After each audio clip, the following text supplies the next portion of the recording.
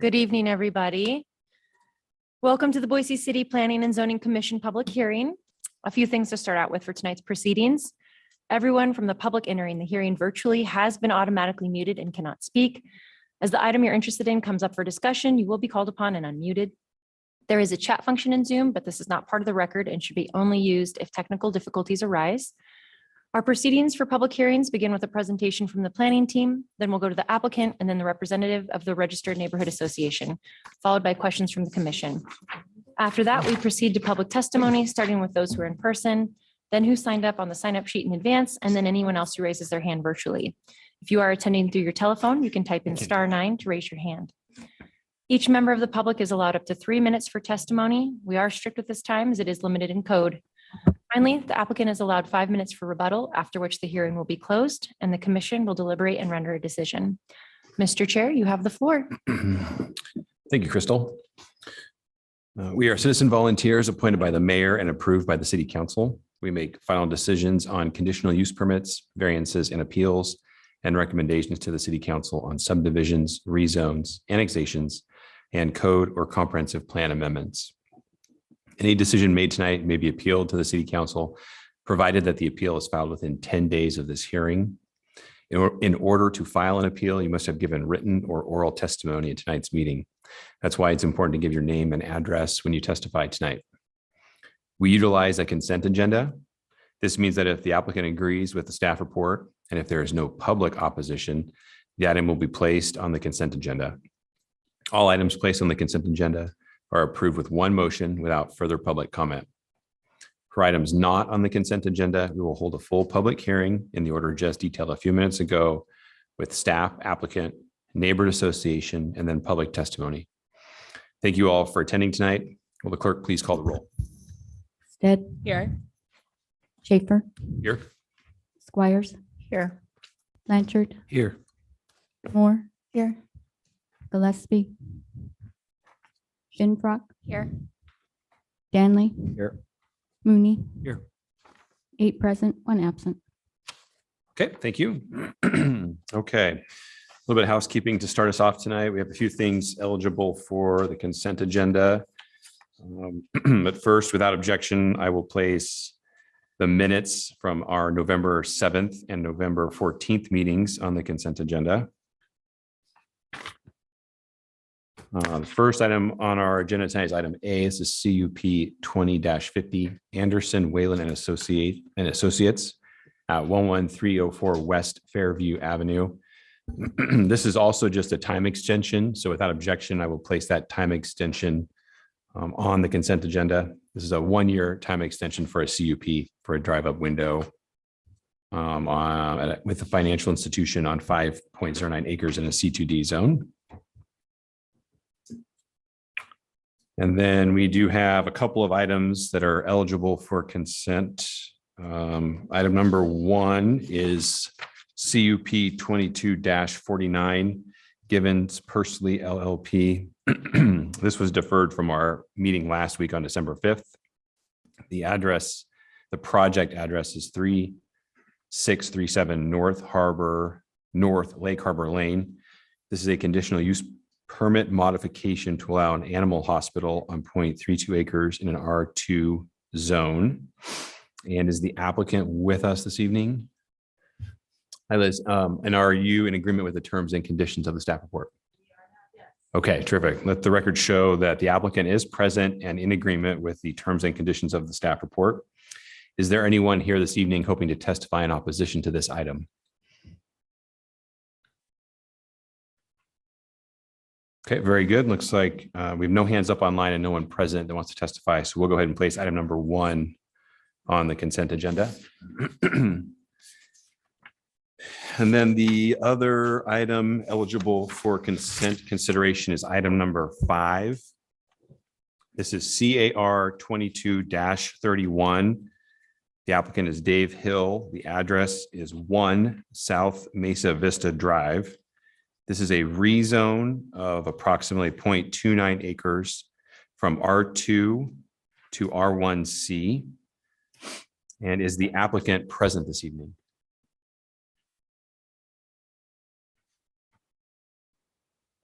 Okay. Hand up online. Yep, there we go. Okay. Thank you. See, we have a hand up online. Miss Meacham, can you hear us? Looks like you're muted. Yes, I can hear you. Hi there. I see you're the applicant on this project. Are you in agreement with the terms and conditions of the staff report? Yes. Okay, terrific. Thank you very much. And is there anyone present this evening hoping to testify in opposition to this item? Okay, very good. We'll go ahead and place item number 5 on the consent agenda.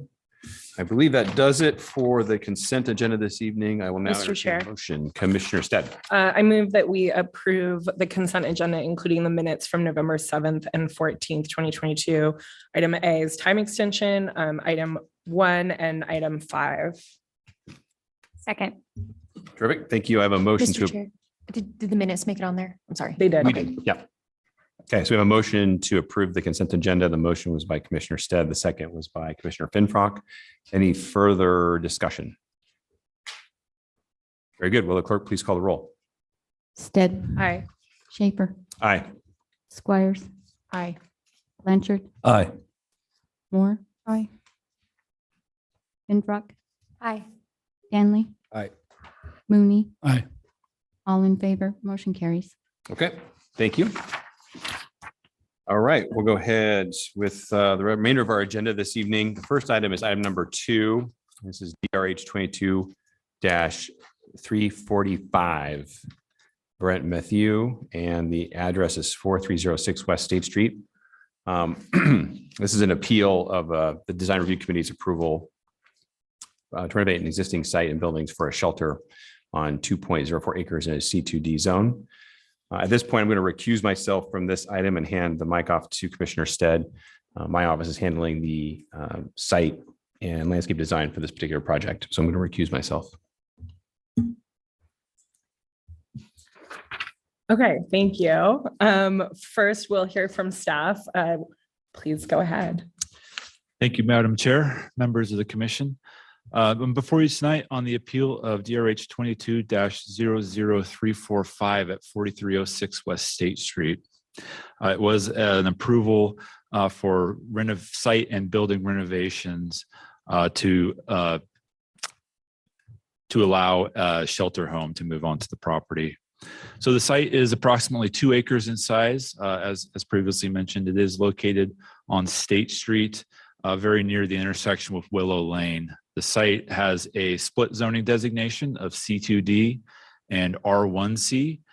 You will likely recall that this received conditional use permit approval on an appeal to City Council in April of this year. And then subsequently, the applicant submitted their design review application to make those site and building improvements necessary to conduct the new use on the property. So I'll start with an overview of their proposal that was approved by the Design Review Committee and then move on to the appeal grounds. So the existing site does contain one large structure that was previously used as a Salvation Army location. There is a smaller accessory building towards the rear of the property. The applicant has proposed to reuse these buildings for the shelter home use.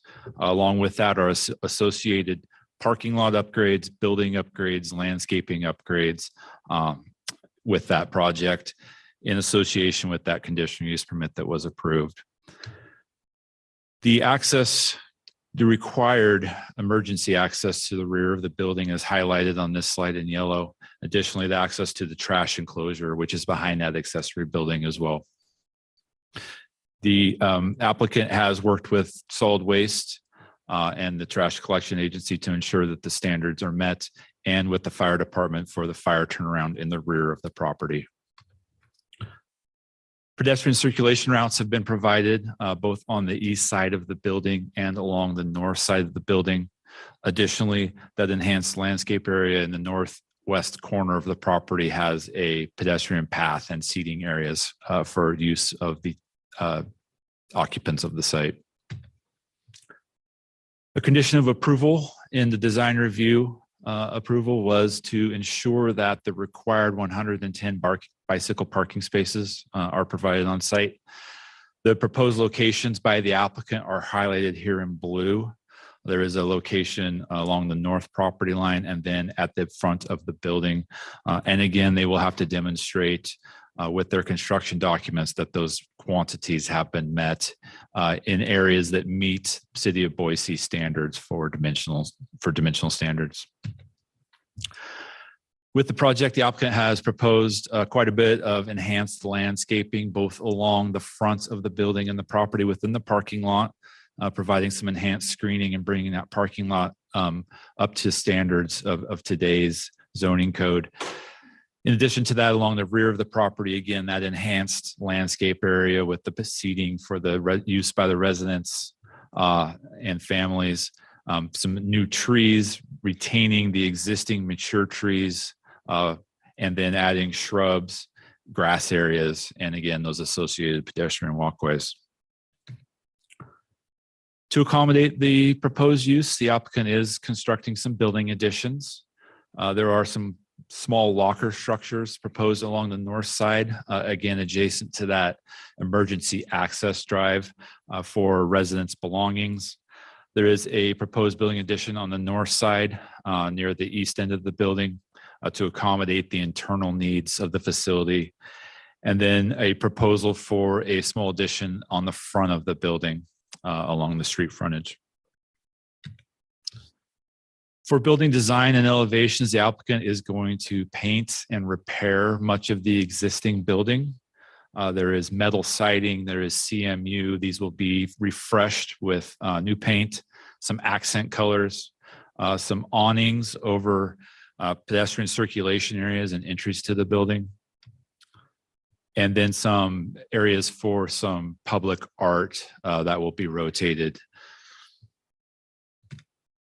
Some perspectives that the applicant has provided, both from the front of the building and then also in the rear of the structure.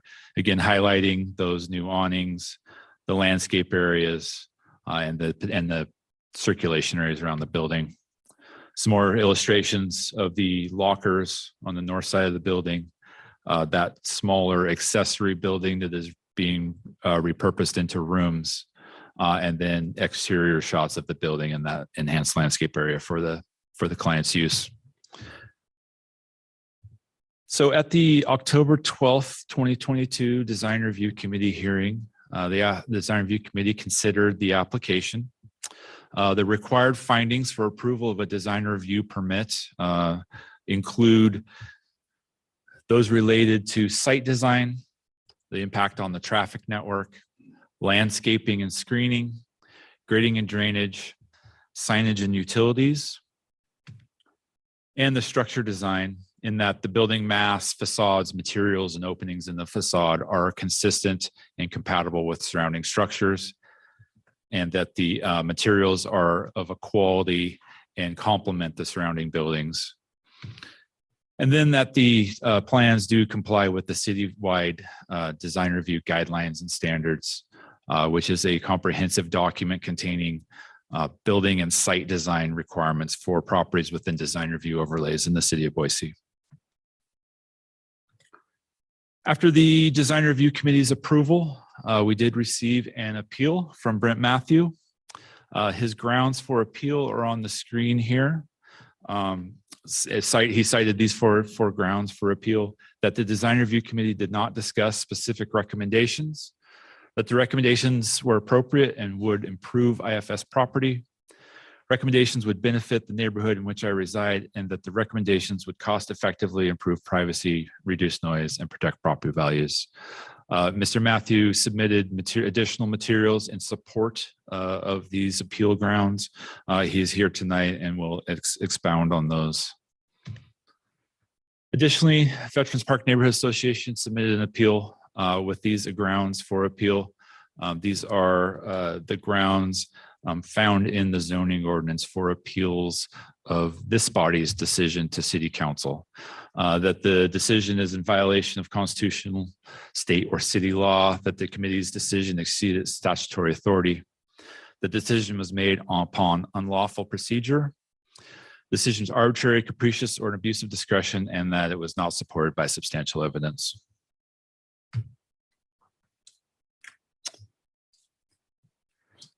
The planning team finds that the design review committee considered all relevant application materials. They considered public testimony, both verbal and written, and they adequately and correctly applied the design review findings found in the zoning ordinance for approval of a design review permit. The committee adequately considered all of these materials, deliberated to a decision, and their decision was supported by substantial evidence.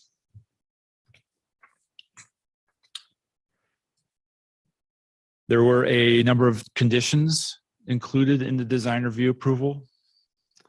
Again, requiring that be demonstrated that the 110 bicycle parking spaces are included, that the location and placement of the required bus shelters be finalized and coordinated with Valley Regional Transit. Rock mulch is allowed with the adequate vegetated ground cover as required by code. Exterior lighting fixtures need full cutoff, face downward, and then not exceed 2-foot candles at property lines, and that roof mounted mechanical units shall be screened to full height by the parapet wall.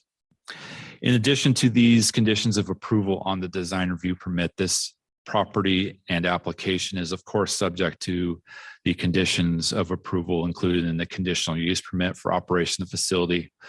There are extensive conditions referenced in that conditional use permit approval. Most of those are operational in nature.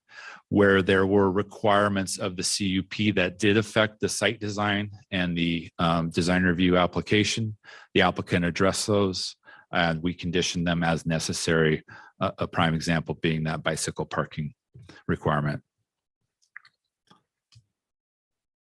As referenced in the late correspondence memo distributed to Commission, the Veterans Park Neighborhood Association did submit a due process objection regarding the handling of the 2 appeal applications. We did receive subsequent applications. We received an initial one from Mr. Matthew, and then we received one from Veterans Park a few days later. There is no provision in code requiring that multiple applicants on the same application be given individual standing as an appellant, nor is there a requirement for multiple hearings when there are multiple appeal applications submitted. The planning team maintains that VPNA was adequately notified of this hearing as evidenced in their own materials that they have submitted. Under city code, design review committee applications are open records, meaning that there is no restriction on parties of record or new information submitted. So they have the full opportunity to submit materials to you tonight. There's a number of materials in your packets, both in the, I think they're both in the late correspondence packet, but they will also be given time to testify tonight equal to the applicant, the appellant, and the appellant as dictated in city code. So we do find that their due process has been preserved. They've been adequately notified and allowed to comment on the proposal tonight. Finally, VPNA has requested to submit additional written materials tonight. I believe they have those with them. There was some correspondence received from the Boise Police Department after the late correspondence deadline on Thursday. They would like to present those to you tonight, so they will make that request. As outlined in code, you will need to vote whether or not to accept those into the record. With that, I am available for questions, and I know that the applicant and appellants are here and ready to testify as well. Thank you, Mr. Wilson. Yes, let's please start with the appellant. Mr. Matthew. Please start with your name and address, and you'll have 10 minutes. Brent Matthew. I reside at 4130 West Plum Street, which is 1 block north of the Interfaith Sanctuary property on State Street. I've lived there for 30 years. I'd begin by thanking this commission for the opportunity to speak on this, and I would also express my gratitude for your prior denial of the application based on my belief that no conditions can really mitigate the impact on a residential neighborhood. That being said, I'm here really to try to do what that sign says, there's nothing we can't do better, which is under the design review committee process, I and others testified on how this project and its property could be made better. And one question is, how much time do I have? We're down to 9 minutes. Okay, great. Thank you. Now I know where to look. So with that time, there are many different issues that I could address and which I have addressed in previous testimony. What I'd really like to focus on is one very practical recommendation on how to improve the property, and that is the perimeter fence. As I provided in my testimony to the design review committee and in the subsequent materials sent to this commission, as I understand the design presented by Erstad Architects, that they're going with a minimum standard for a composite perimeter fence to 8 feet in height. And why I say minimum is my understanding of the materials is that it's kind of like the very basic minimum that meets code. And as Veteran Parks Neighborhood Association President Katie Decker testified before the Design Review Committee, it's graded as considered like poor or about minimum for noise control. And in this instance, noise is one of the most critical issues that is going to impact the neighborhood. As I pointed out in my information that I submitted in emails and to your copy, I know my neighbor's dogs are just on the other side of the fence and they bark loudly. I've spoken to that neighbor, and one of his repeated requests was, at the very minimum, if this is going through, we need a better fence. And the design review committee did not specifically address that other than mention that it would be an 8-foot perimeter fence, but they did not specifically speak to the materials of that fence, which is one of the main bases of my appeal. I don't fully understand this process. I'm getting better educated on the process of working with the city, and I would commend city staff at Planning and Zoning in being very helpful and courteous in me providing this appeal. So I have read the staff's memo, and I would like to address some of the statements made, if I can find my material and remember specifically.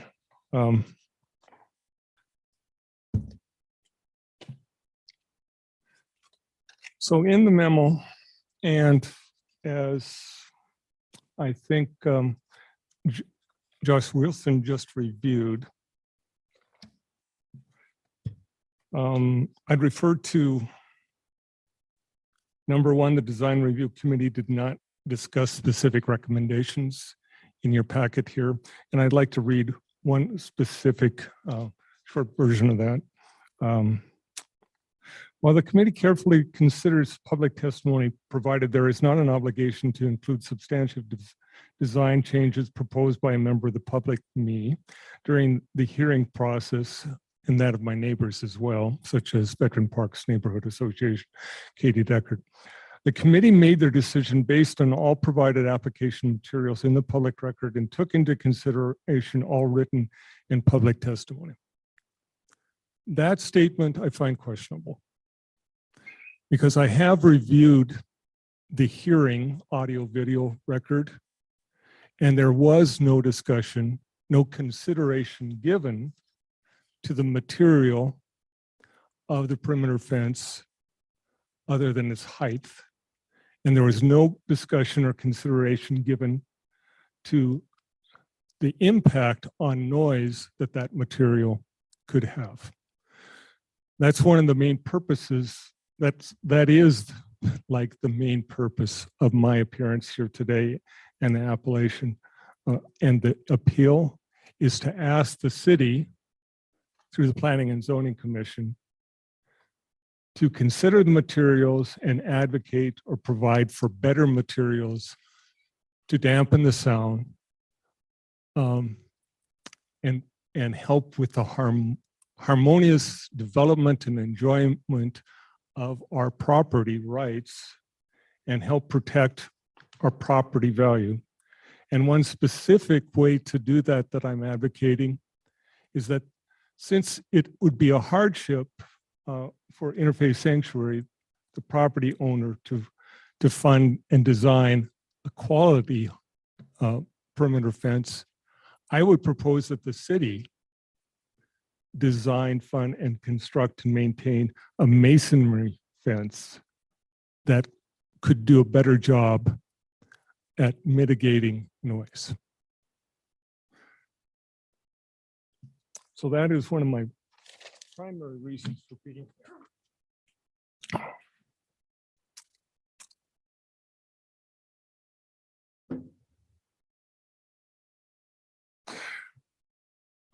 So I would request this commission to either deny the application or modify the conditions to further mitigate the noise by improving the perimeter fence and making it a bit better.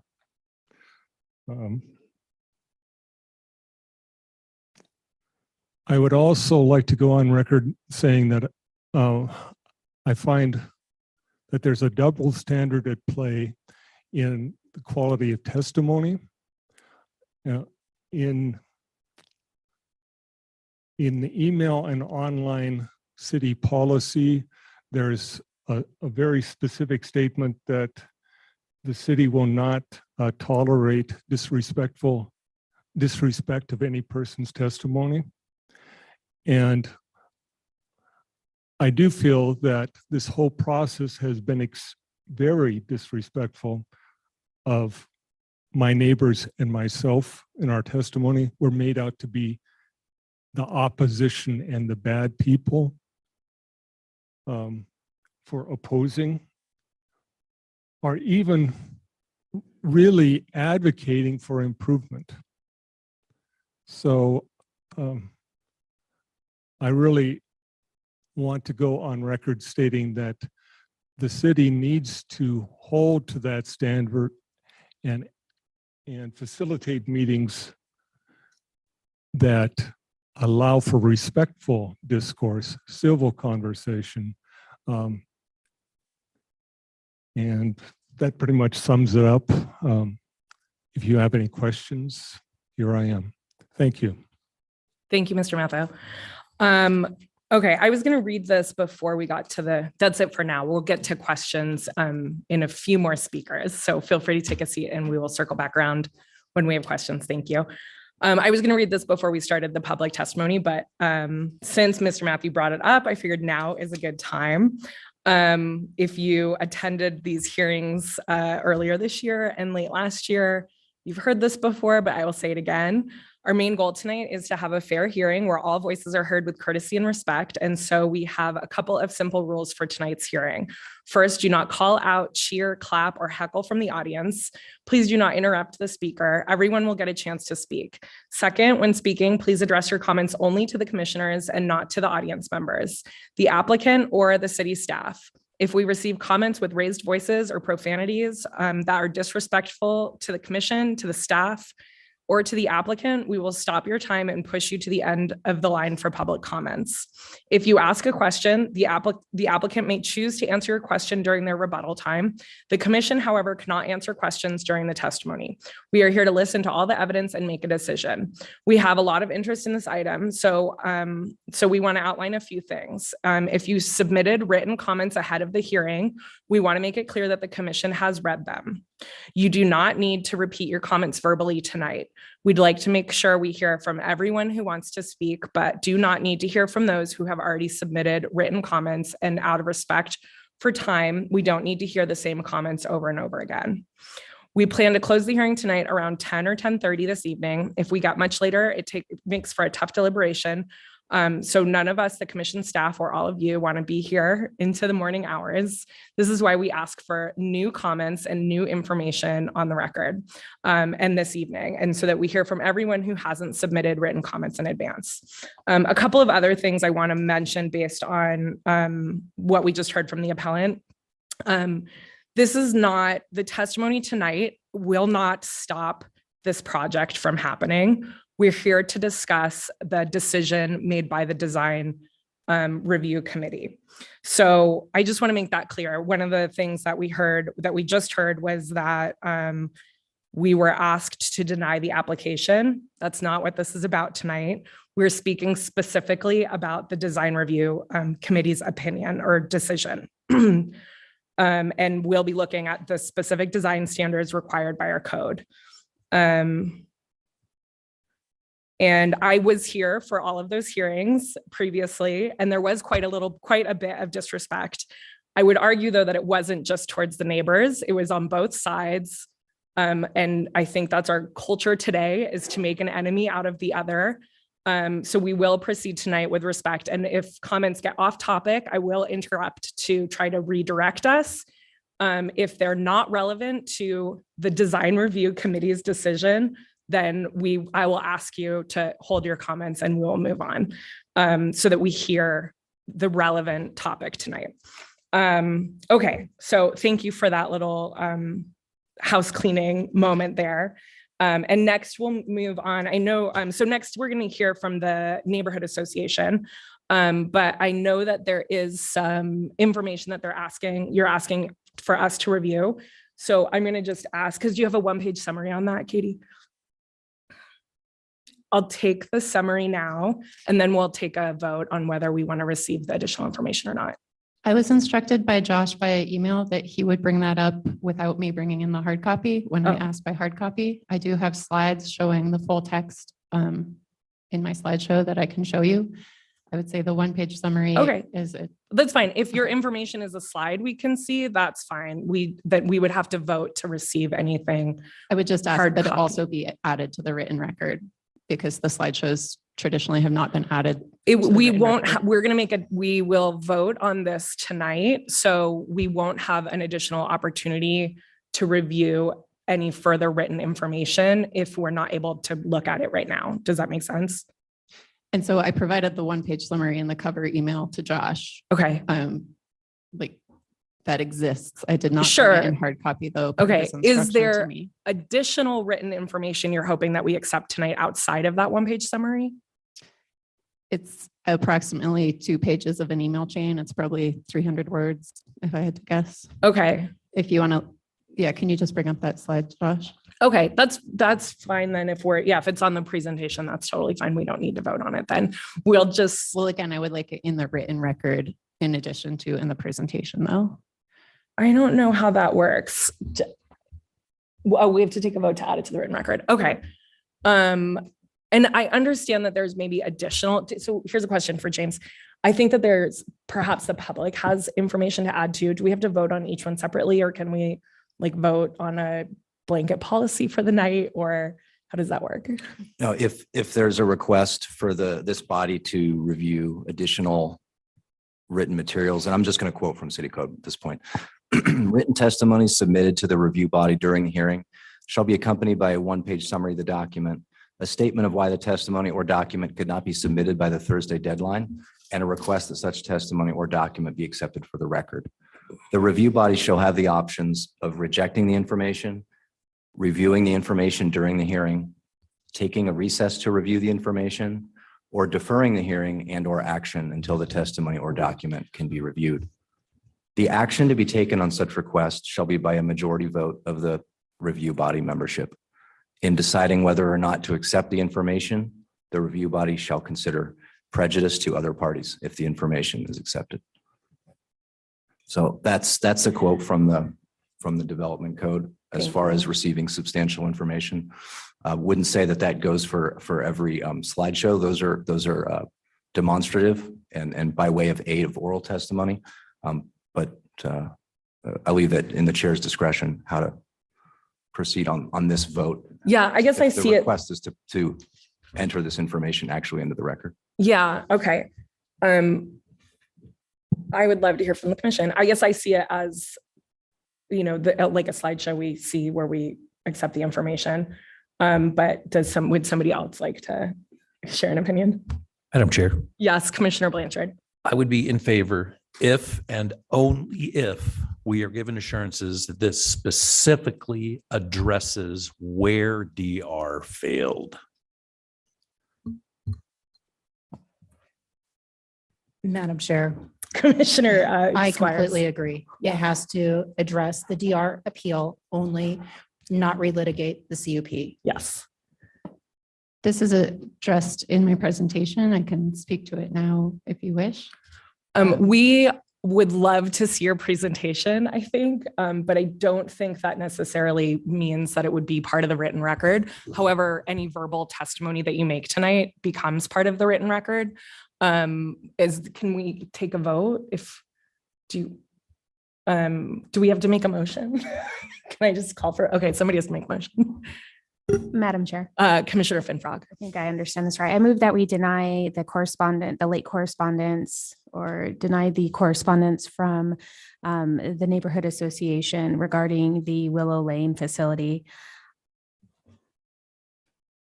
Second. Great. We have a motion by Commissioner Finfrock and a second by Commissioner Squires. Is there further discussion? Okay. Will the clerk please call the vote? Stead, Aye. Squires, Aye. Blanchard, Aye. Moore, Aye. Infrock, Aye. Ganley. Aye. Rooney. Aye. All in favor, motion carries. Okay, so unfortunately, the request has been denied to accept additional written material up here tonight or add presentations to the record. But we'd love to hear your testimony and see your presentation, and you'll have 10 minutes. Please start with your name and address for the record. Thank you. My name is Katie Decker. I'm presenting tonight as the president on behalf of the Veterans Park Neighborhood Association. My address is 5001 West Mimosa Street. It is not our intent to relitigate the CUP tonight. We understand that it is outside the scope of design review to revoke the conditional use approval, but we are pursuing that separately through judicial review. But on design review, we are addressing specific design elements of the approval and recommending updates within the decision authority of design review. Specifically, Boise Code does provide that design review has the authority to ensure that conditions of approval are met, ensure that standards on design are met. For example, this includes minimizing impact on residential neighbors and traffic, as well as giving a broader scope to, for example, limit density for reasons of public safety, health, or diminution of property values. We're asking that you, the Planning and Zoning Commission, to consider whether the design before you meets the conditions imposed, and also whether the design protects public safety, health, and the diminution of property value, absent of certain public sector elements that were previously relied upon in the council's finding, but that we can now confirm will not be present. Most notably, Veterans Park has been unambiguously informed by BPD that the Willow Lane substation will not be reopened. On Friday, after the comment deadline, we received this email from Jody McCroskey, the BPD Chief Administrative Officer, with the following response to our question on whether the substation would reopen. Quote, Willow Lane was a leased facility and has been turned back over to the property owner as a renovation would have required a larger investment than originally planned for. As you all remember, security and public safety has been a lengthy and contentious conversation during the CUP. BPD repeatedly outlined the importance of maintaining a police presence and specifically a police substation near the site in oral and written testimony. BPD also addressed that the bicycle unit is the preferred unit for the majority of police work for this community, and that a shift to patrol cars for emergent calls would result in staff reallocation and damage to the community policing approach. Council's approval was made following testimony from Chief Lee describing the use of this facility. With regard to any offsite security provided by Interfaith, the applicant's team made extensively clear at City Council that they have no plans to provide offsite security except via collaboration with police resources. They also made clear that the Good Neighbor Agreement would not provide a venue for agreeing on any additional offsite security measures or reviewing onsite security that could impact offsite security. In short, Interfaith made clear that the police department will be the only venue for providing offsite security for the public safety, and the police department has now made clear that this requires a police substation, but that we will not have a substation. In other words, the proposal to outsource responsibility for offsite impacts has already failed to meet the minimum standard outlined by the police department. It is inconsistent with the purpose and objectives of this code to carry forward the approval with regard to site security in light of this information and without additional conditions. So to address this and protect the reasons of public safety, health, and diminution of property values, VP&A has the following proposed conditions, which could be added to minimize the impact on adjacent residences and protect public safety and health. First, you can add a condition that an occupancy permit shall not be granted until a police substation is operational within a quarter mile of the site. 2, you can add a condition that the applicant provides 2 security guards through a third-party company to patrol a half-mile radius around the site at all times.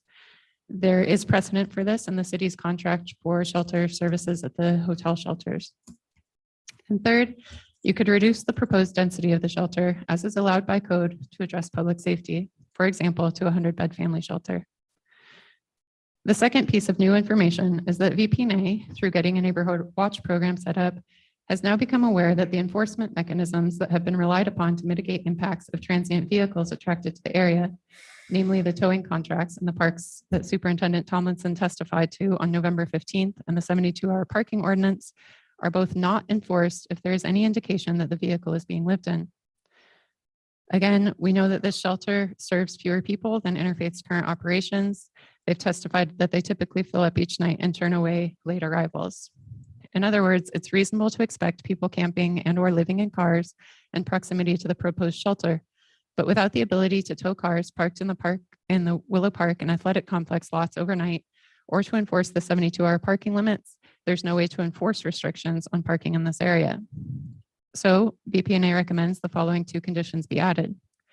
First, revive Interfaith's original April 2021 proposal to provide secured offsite parking with transport to the proposed shelter as a condition of approval. Second, to address the issue of drawing people to the area beyond the shelter's capacity to serve them, we recommend adding a condition to allow admission by referral only rather than by walk-up. Referrals to the site will be made only when there is confirmed shelter capacity available and reserved. Referrals can be provided by street outreach teams, first responders, through other social service agencies, or by the individual seeking shelter, calling the shelter directly, or calling a centralized referral system such as Coordinated Entry's new phone line in Boise. To be clear, a referral-based admission system is a common procedure at shelters serving those experiencing homelessness. It helps operators manage capacity and implement the best practice of avoiding first come, first served access to the shelter. It helps those seeking shelter ensure they will have access before arranging transport across town, and it helps neighborhoods avoid overflow parking and camping issues and the corresponding calls for service now that we will not have a substation. Navigation centers in San Francisco and Huntington Beach, resource centers in Salt Lake, and all year-round shelters operated by Multnomah County all operate on referral systems for admission, for example. It's a reasonable request designed to minimize impacts on adjacent residential properties, reduce the likelihood of overflow impacts, and reduce calls for service associated with unsheltered homelessness to the area. Now, moving over to the Design Review Committee's responsibility to ensure that design complies with the conditions of approval, I'd like to draw your attention to conditions 2 and 3 of the Council's approval of the project. These 2 conditions, respectively, require that the facility plans and specifications or the interior layout, in other words. And the site layout in condition 3, which is also could be called the exterior layout, both comply with the project drawings and landscape plans dated September 28th of 2021. In other words, for this project specifically, City Council conditioned the design to be required to comply with the design as submitted, except when changes were specified in other conditions. While the CUP specified making some changes to separate families from singles, Interface team brought major modifications to their plans to design review, with many changes clearly not driven by providing extra separation for families. For instance, they removed the day shelter building. While they tout the added exterior space available, they ignore the added impact on adjacent residents of the noise impact from converting this area near the single-family homes to high-intensity outdoor use without providing meaningful noise mitigation. The kitchen and dining areas are now relocated into what was previously the separate family building, and they are added exterior storage pods, relocation of private rooms to an unstaffed building, and the family rooms have been reconfigured to have less privacy. The new design features the removal of windows and solar tubes. This is a material change. Removing natural light in these rooms only provides additional impetus for guests to leave the site and enter the neighborhood, and is contrary to the design and benefits presented to a council and conditioned in condition 2. Per conditions 2 and 3, these changes do not stem from new requirements imposed by other conditions. Therefore, they should revert to the September 2021 plans in order to comply. The design's failure to adhere to the conditions of approval constitutes a due process violation, wherein we have been denied the opportunity to confront and rebut the dubious claims that these design aspects mitigate impact on the burden and burden on the CUP approval criteria. In addition, City Council went out of their way to require that separate spaces be provided to allow families with children to remain entirely separate from the single adult population. Conditions 9, 25, and 26, shown here, require separate outdoor spaces, physically separate spaces and processes for intake, and physical barriers, including locked doors between family and adult-only households. Accordingly, we recommend the following modifications. First, providing visual and audible separation between outdoor spaces for families with children and those for single adults. We recommend that the barrier be the same as that provided along the external fence line. Second, provide security screening and intake area for families that opens directly into a dedicated family space without traversing through the single adult space. Currently, Interfaith has said that a staff escort will be required to accompany each admission from security screening to the family shelter. And third, provide a separate de-escalation room in the family side of the shelter in accordance with condition 20C. Currently, it's only on the single side. Finally, we also recommend conditions regarding providing covered bike parking rather than only bike parking in order to meet the level of amenity originally proposed, and also to provide bike parking in a limited nature on the family side. Per site. Time. Thank you, Katie. We'll move next to the applicant for 10 minutes, please. Mr. Wardle, please start with your name and address for the record. Commissioners, my name is Jeffrey Wardle. My address is 251 East Front, Suite 310 here in Boise. So 1 year ago tonight, we were in front of you on what was the third night of proceedings before this body on this application. And after that, you deliberated for several hours. There was an appeal to the City Council, and the total deliberations, questions, and hearing time at City Council was approximately 25 hours. Significant changes happened to the project as a result of additional conditions that the City Council adopted and imposed. Tonight, we're in front of you on an appeal of the Design Review Committee's approval of this application. And I appreciate this body's sensitivity to the understanding of what we're here. We fundamentally disagree with the characterization that the application as it presently exists and was submitted to design review violates the conditional use permit. What was in those original plans that you reviewed contemplated a high degree of flexibility for us to meet the need of overflow guests. City Council specifically eliminated that provision of the project, established a firm cap on the number of guests, and provided additional direction. It limited capacity to 205 guests plus cribs. It identified additional procedures on the intake of those guests and assurance of adequate area for those guests to spend their days. It also provided for a redesign of the family area with the division of those areas. We believe that the modifications that we have made have greatly improved it, consistent with the conditions that the City Council imposed to address the issues of capacity, service, families, and security. But tonight, the appellants would have you disregard the language from the conditional use permit approval, which says as modified by. And there were material modifications that were made in the course of those 25 hours. So tonight, the only issue before you is what is in the design review requirements, what guidelines and standards are applicable, and the manner in which the design review committee failed to appropriately apply those. I think we've already heard an attempt to challenge and further litigate issues that were fully vetted by the City Council. There was extensive discussions about the substation and whether or not it would ever come back. This is not about the use approved by the City Council. This is not about your prior denial that we appealed.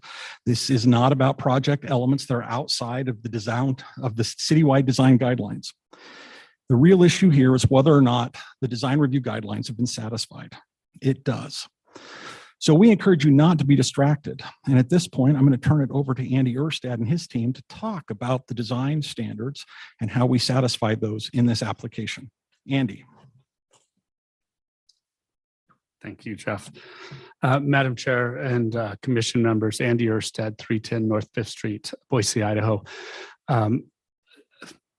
We're here in the appeal mode, right? So we're a little bit on the defense, I guess. I would tell you that design review made all of the correct decisions, and the application as it was submitted met the city's conditions of approval. I think we had 36 conditions of approval. A couple of things, and the first appellant, Mr. Matthew, made a comment about the fence around the perimeter of the building. And I wanted people to know, and this was actually within our submission to design review, so they were able to make an appropriate decision.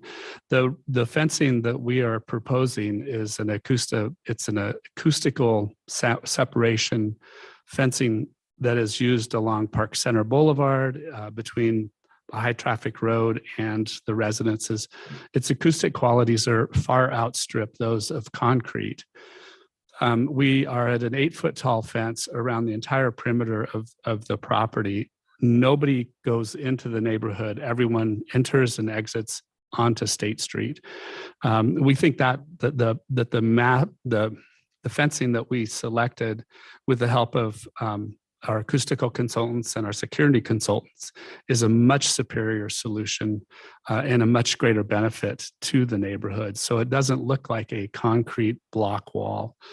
So again, I think there's a clarification on that may help. And I know these are complicated applications and whatnot. The question also with design review does not, their purview is really the exterior and the side of the project. They're not going to drill down to the inner workings of everything, but I will tell you a couple things. The conditions of approval from council were greatly influenced by the neighbors and the neighbors' request, and we were happy to be able to meet those requests. Separation of populations, huge. We were able to enhance that working with our client who operates this, Jody Peterson and Interfaith Sanctuary.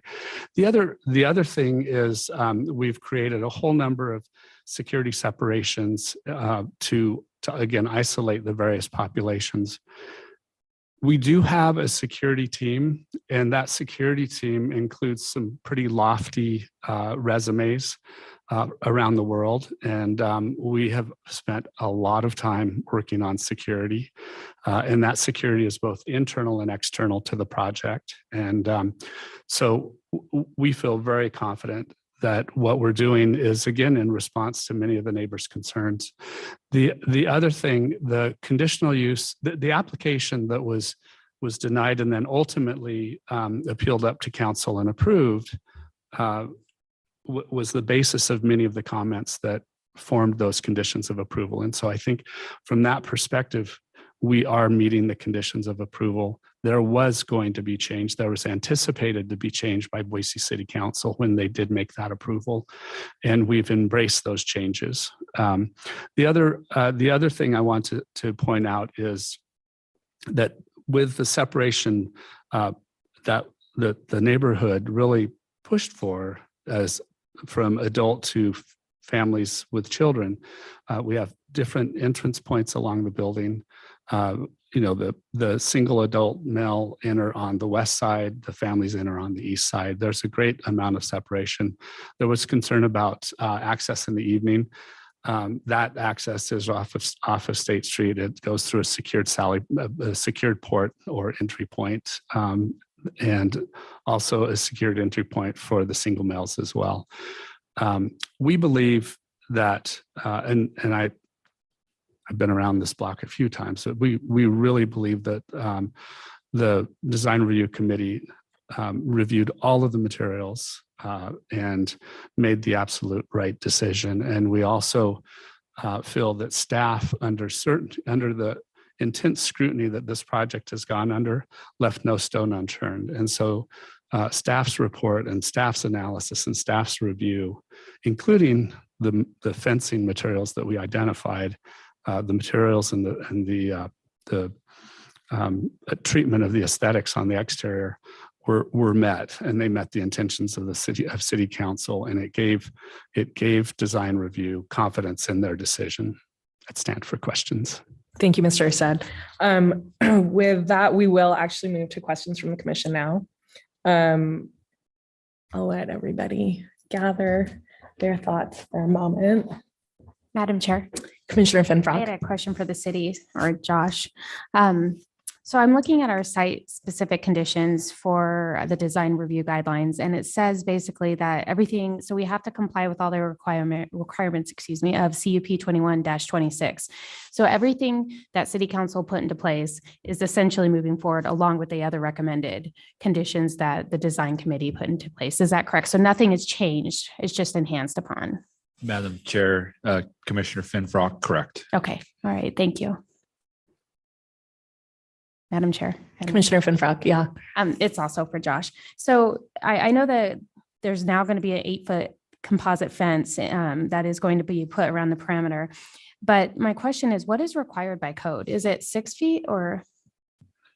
Madam Chair, Commissioner Finfrock, so there aren't minimum requirements in code. What there are maximum. So if this was a residential property strictly, it would be limited to 6 feet, but because it's a commercial property with a general exception applied to the entire thing, then that takes away that 6-foot limit. So that 8-foot fence that is required by council as a condition of approval of the CUP can be accommodated on the site, but there is not in code or the design guidelines a minimum fence. There's combinations of fencing and landscaping that can meet the buffer requirements in the design guidelines, but there wouldn't be certainly not specifications of a fence, right, in terms of sound attenuation or anything like that. So really quick follow-up. Yes, for Commissioner Finfrock. clarification. Yeah. So the 8 feet actually came from city council. They recommended it. Okay. That is correct. All right. Thank you. I have a question for the appellant while the rest of the commission is gathering their thoughts. Yes, please. So did you just heard what the architect said about the fence material? Do you have what kind of material were you hoping for this fence? I was not aware that they had selected materials that are acoustic. Okay, great. So I'm pleased to know that. Good. Thank you. Does that answer your question? It does. Yes. Thank you.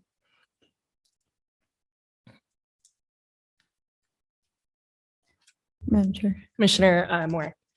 So I think this is a question for the city.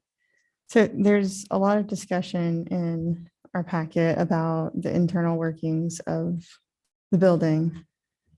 What exactly, in terms of the program, what does design review take into account for internal workings of the building as opposed to what's separated by building code plan review?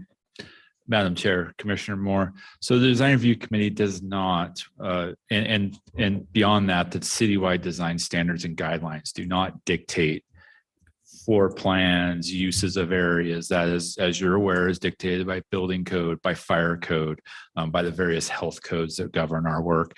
So the design review committee does not have specific guidance in the guidelines or an ordinance about what takes place inside the building. It would strictly be what was regulated by council through the CUP and then apply or meeting all applicable codes. Madam Chair. Commissioner Moore. And so just to follow up on that, so I know part of a design review application is a building plan, like floor plans. Is that just to provide kind of context to the building on site? Is that kind of the intent? Madam Chair, Commissioner Moore, that's also to confirm things like window locations and door locations, making sure that everything matches up, that the plans have been accurately presented.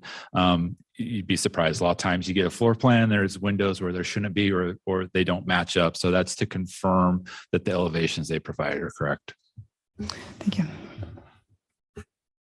Madam Chair. Commissioner Mooney. I've got some process or procedural questions, since that seems to be much of the concern from the appellants. So starting with the neighborhood association, the way I understand it, their appeal was filed after the 10-day period. Is that correct? Madam Chair, Commissioner Mooney, that is not correct. It was the second appeal that was filed. So we received an initial appeal from Mr. Matthew, and then Veterans Park filed an appeal 3 or 4 days later, but it was within the 10-day appeal period. Okay, great. So the follow-on to that is, with multiple appeals in the staff report, we obviously you and your staff dealt with Mr. Matthews' concerns from his appeal. The question is, why weren't the neighborhood association's concerns also covered in the staff report? Madam Chair, Commissioner Mooney, so there are not prescriptive standards in code about what is included in the staff report. The code is a little unclear about multiple appeals, certainly. So our standard practice is that the first appeal has standing as appellant. The Veterans Park Neighborhood Association submitted their materials as well, which were included in your packet and presented tonight. So they have the same opportunity as the appellant, as the primary appellant, to provide that information. Hindsight being what it was, probably shouldn't have accepted their appeal application, honestly, but that's kind of some process things we can work through on our side. Thank you for now.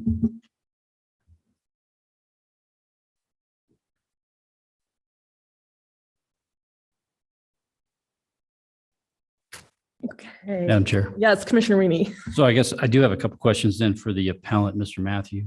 So it sounds like much of your concern is regarding when the public comes forward to the design review committee or to this body with suggested improvements that you've come up with. In this case, it's the fencing in that area in the northwest corner. My question is how many of those? So what I understand your point to be is that we need to discuss and deliberate on each one of those suggestions from the public. Is that what you're saying?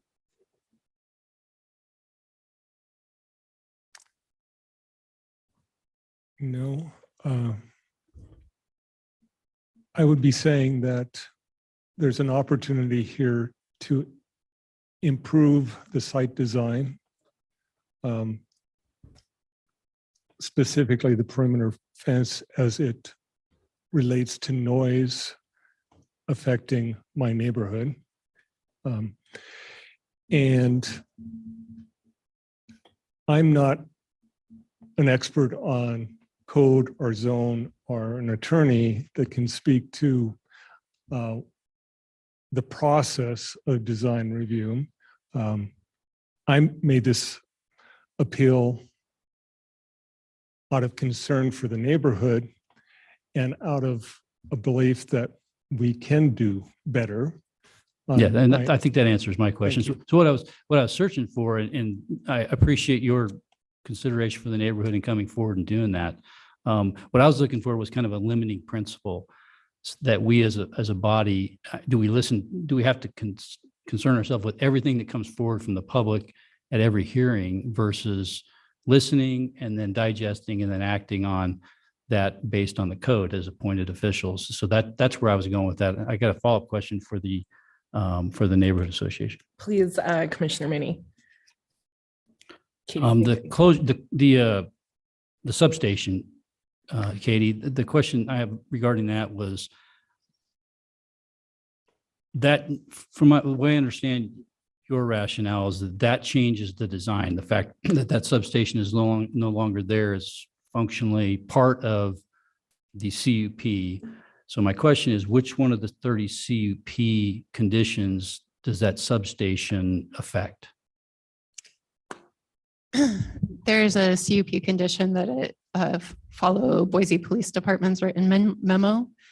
And Boise Police Department's written memo included a note that no matter where the shelter were located, a police substation nearby would be necessary.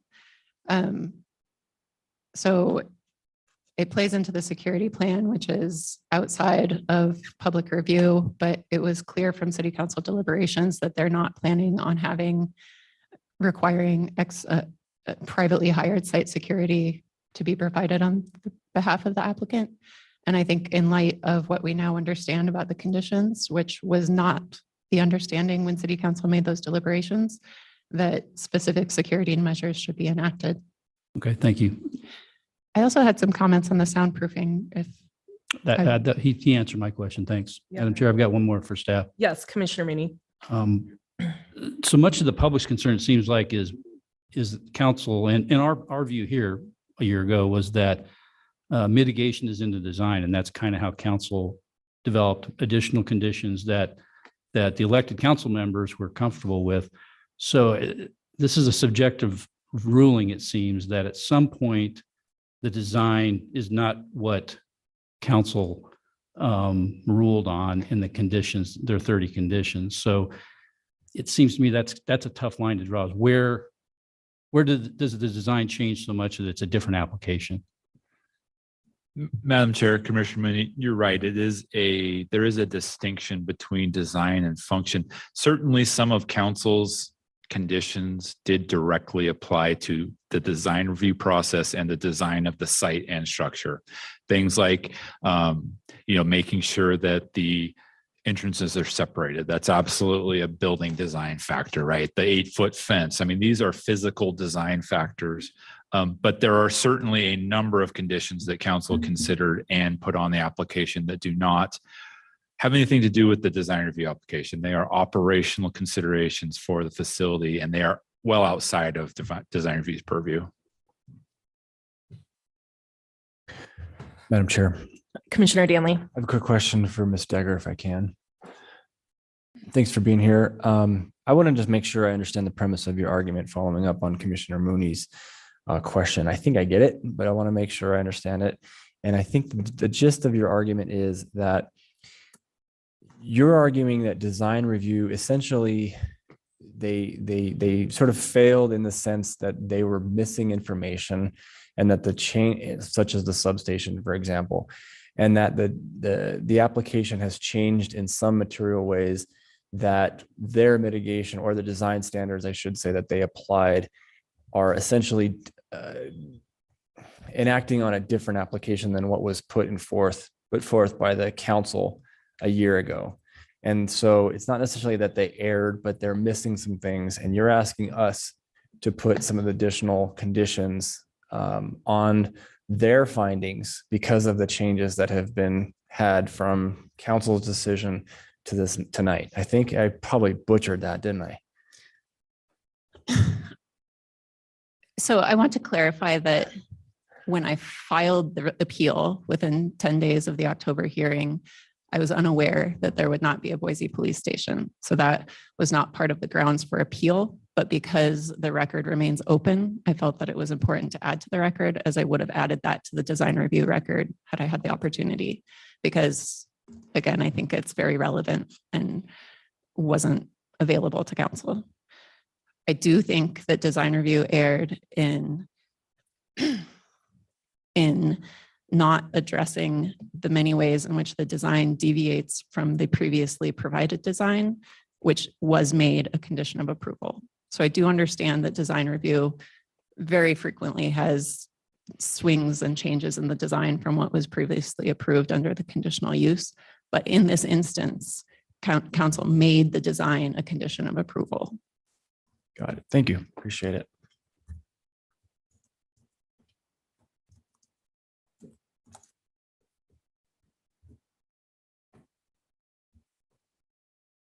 I have a question for staff, Josh. Do you feel like design review's decision like burdens the conditions that council put on this application? Madam Chair, I may not fully understand your question. I'm sorry. Well, I guess it's coming from what the neighborhood just said, which is that they think that if I heard that correctly, that like basically what design review is requiring contradicts what council is requiring. And do you agree with that? Madam Chair, I guess my impression of their argument is that what the applicant has proposed has changed since council and therefore doesn't comply with the council's approval. I would just posit that applications at the CUP levels are not developed to the extent that window locations, materials, colors, things like that are identified. They will always change going through the design review process. Council made specific recommendations and requirements, reducing the number of beds allowed, reduce the need for how much space they had. They had some programmatic changes that changed the design. So certainly it is not the intention of council in that condition that this application come to design review with exactly what was proposed at the CUP. These evolve, there are conditions to meet, and they do change. Yes. Does that? Yeah, for answer? sure. That's great. Thank you.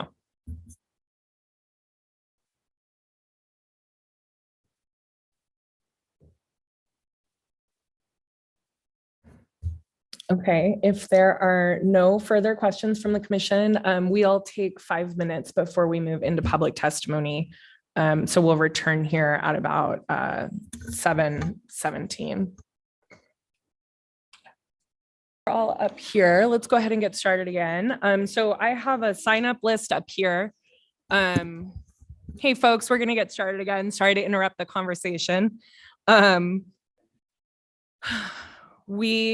have a sign up list here. So let's start. Mr. Matthew, you're at the top of this list, but my guess is this is the sign up sheet.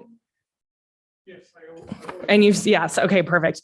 So we have, if you all don't, as I call your name, we'd love to queue you up here. So feel free to take one of these front seats or just stand right behind the podium.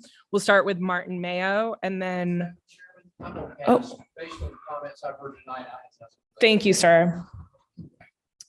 Then we have Paul on Willow Lane. And then after that, we'll hear from Connie Seward and Gretchen Hoyt. So if Connie and Gretchen want to just come right on up so we can keep it moving, that would be great.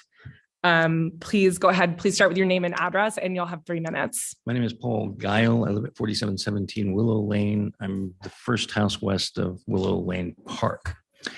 And I wasn't actually prepared to limit my comments to the DRH this evening, but since several items have been raised, one of the issues is kind of appointment for entry. We have had problems on Willow Lane with vehicles that are being lived in by people. And I was absolutely astounded at how ineffective the Boise Police Department is in addressing that issue. It's not because they don't want to. It's not because they don't try. They don't have the laws. They don't have the manpower. And they have zero commitment from the city to manage this issue if it happens in our neighborhood. The by appointment design would be much preferred for me. And if we don't have spillage of cars across Willow Lane, I think it would be interesting for you to review that policy. It is amazing how little defense we have against cars that are lived in by people on our street that will essentially never be towed. The second issue was brought up was nearby property values. Realtor.com says you live in a zip code with a homeless shelter, you can expect a 12.7% drop in your property value compared to an adjoining zip code. That's about a 1/8 drop. If you'd like to just run that figure past your home value and see if you'd be willing to just throw that away on a whim if Interface just moved into your neighborhood. This is, And- sorry, I'm going to yeah. just interrupt for a second. We're not here to discuss land use tonight. That has already been approved. Right. So property values, things like that are not part of the conversation tonight. It was mentioned earlier as an issue related to the design and the spillage from the facility related to security. That was my point. Actually, all I really wanted to do is become a party of record for a later date. So good luck. Thank you, sir. This is a horrible idea. Yeah, Connie, and then Gretchen. You can just hit the podium one right after the other. And then after Gretchen, we'll hear David. Please consider this application as incomplete in the exterior and interior design. This application Madam includes Chair. pets, but has omitted any. Name and designated address. pet- I'm sorry, ma'am. I'm sorry to interrupt. Yeah, we didn't hear you on the mic there, so we need to get that for the written record. So I'm going to ask you to start again. But before you do, I'm going to ask our attorney to chime in here, please. Madam Chair, members of the commission, thank you. For the record, James Smith, Deputy City Attorney. Just one point of clarification as far as testimony. And I'll, if you'll indulge me, I'll quote again from Development Code that the record shall be fully developed at the commission level. And so to the extent that that this commission is asked to sustain the appeal, deny the appeal, or modify the decision and any conditions in it, that the record shall be fully developed. And also with that, the review body may consider any evidence, regardless of whether it was presented previously. Code goes on to say that the decision, that is here, design review committee's decision, is accorded weight to the extent it is a result of the application of special administrative and technical expertise.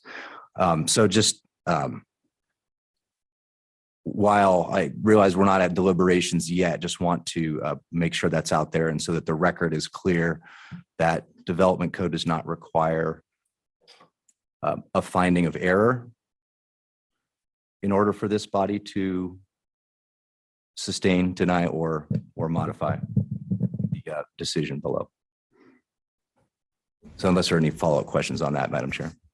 Thank you, James. Any questions from the commission? Okay. Okay. I'm sorry for that.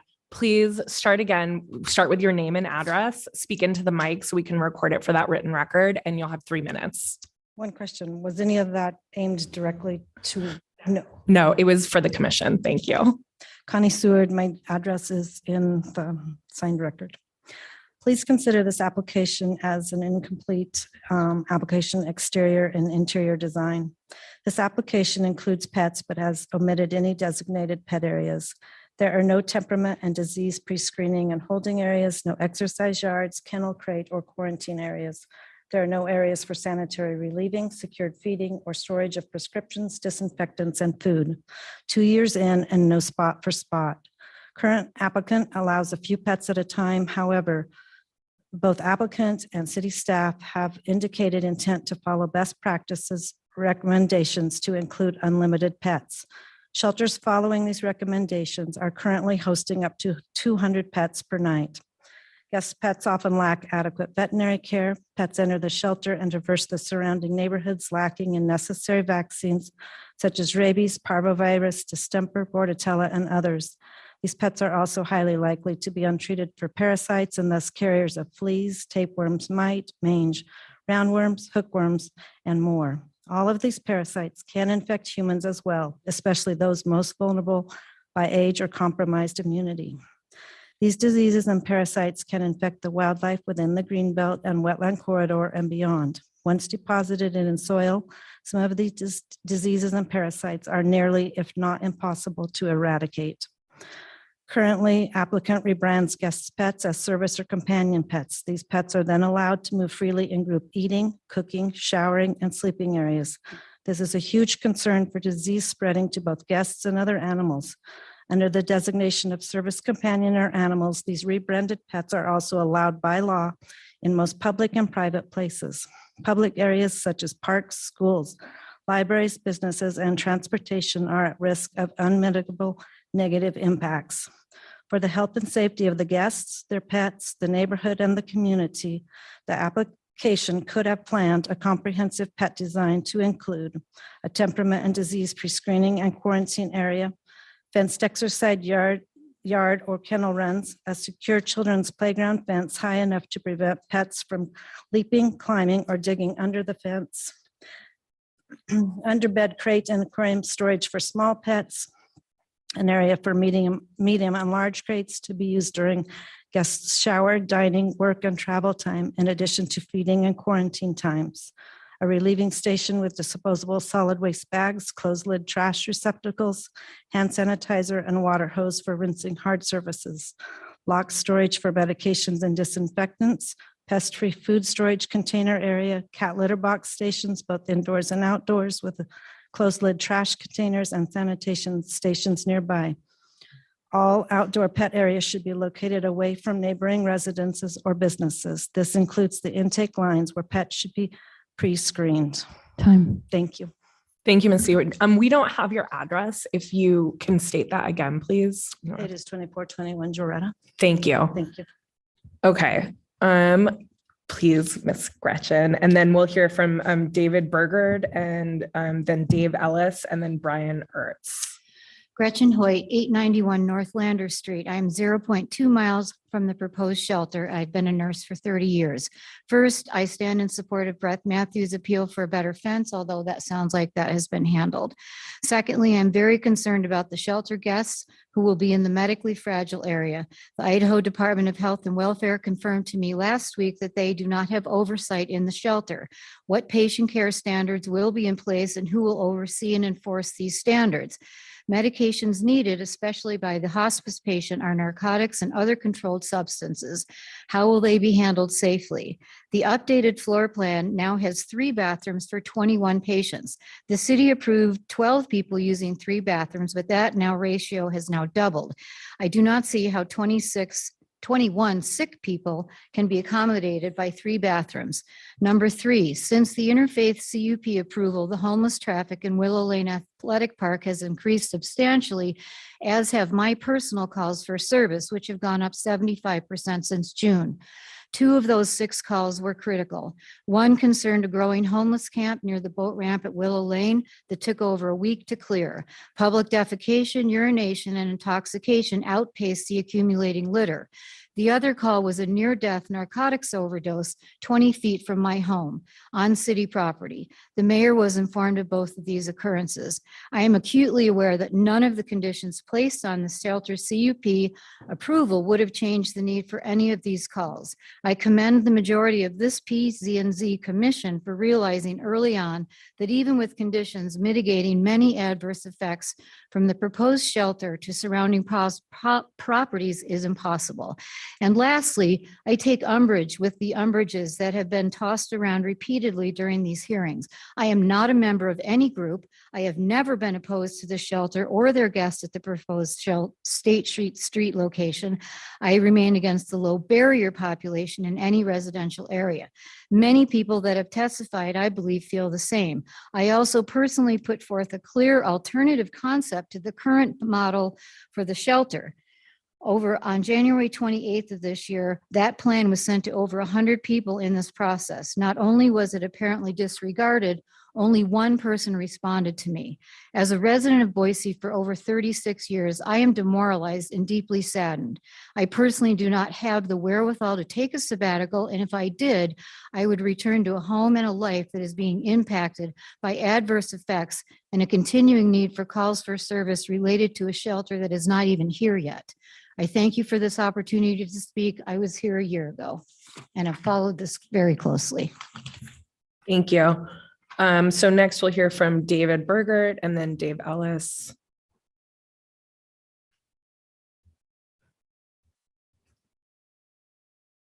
If as I call your name, if you don't mind scooting up so we can just pop one after the other at the podium. I live on 4837 West Willow Lane, Boise, in the Veterans Park neighborhood. And I'm going to go off track here. I'm just going to say The impact on this to our neighborhood has been substantial. It has just created so much consternation, so much concern to our neighbors. We've had friends that have left.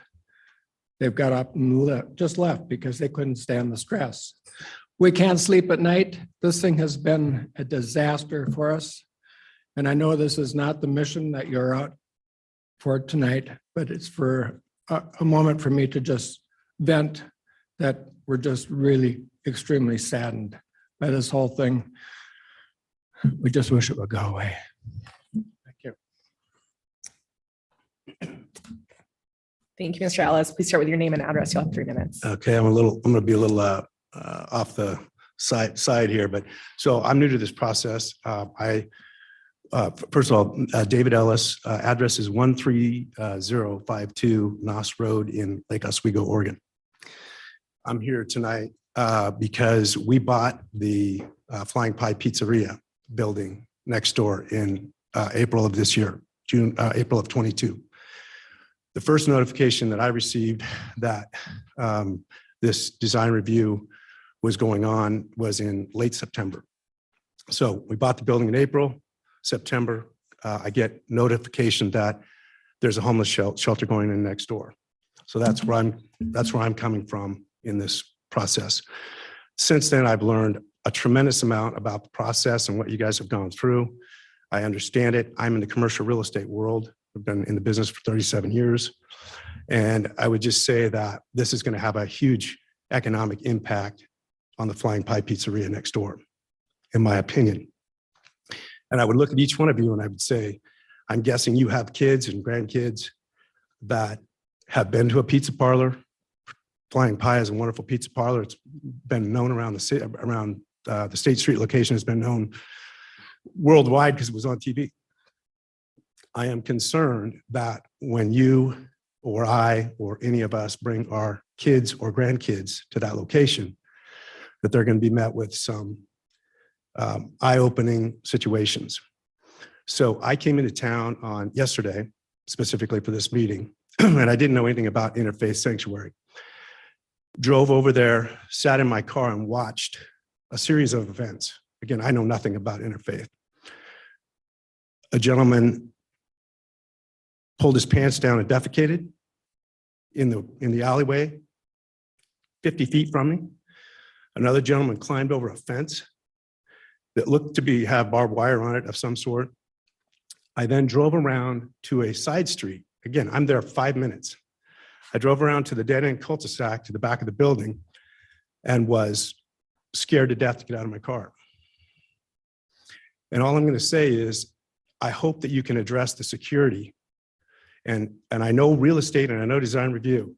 And if you approved a conditional use permit with conditions, and those conditions aren't met, particularly the security conditions aren't met, that's a big problem. And it's going to cause heartburn for my tenant. Again, I would just say the first time a child or a daughter or a son, a young person gets accosted in that parking lot, there is no protection between the Flying Pie Pizzeria. The alleyway is the same. I don't know how you're going to put a fence to keep people from walking over and harassing my tenant. So I just ask you to think about what happens the first time something happens like that. I'll be standing back before you. Thank you. Thank you, Mr. Ellis. Next we'll hear from Brian Ertz and then Kelly Hawkins and then Jody Peterson. Thank you all. Brian Ertz, 380 South 4th Street, Boise, 83702. I represent Veterans Park Neighborhood Association. I just want to quote the second and third conditions of approval. The facility shall comply with plans and specifications submitted to and on file in the Planning and Development Services Department dated received April 28, 2021, and the revised project drawings and letter dated September 28, 2021, except as modified herein. 3, the site layout, including placement of amenities and other features, shall be based on the landscape plan dated September 28, 2021, except as modified herein. They didn't use the language shall substantially comply. They used shall comply. And the modifications are material to the question that you're considering right now. Particularly, during the CUP, the applicant submitted the plans and new plans, which included things like windows and skylights, which it argued vociferously would mitigate some of the adverse impacts that were a concern.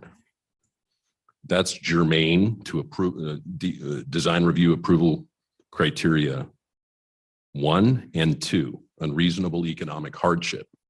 Another is the western entry, which didn't exist before, but which now exists directly on face with the previous member of the public, the Flying Pie Pizzeria. So that change in the design will have a material impact, economic impact to him in a way that it didn't if conditions of approval 2 and 3 were respected. Daylight has been removed from sleeping and other areas by the removal of 29 solar tubes. Now only 20% of beds have daylight. Again, that's going to encourage people to leave during the day. Whereas before it was argued by the applicant themselves that daylight would encourage them to stay, that would mitigate those adverse impacts. That's a design feature that has an appreciable impact on unreasonable economic hardship that's going to be felt by the neighborhood and members of the neighborhood association.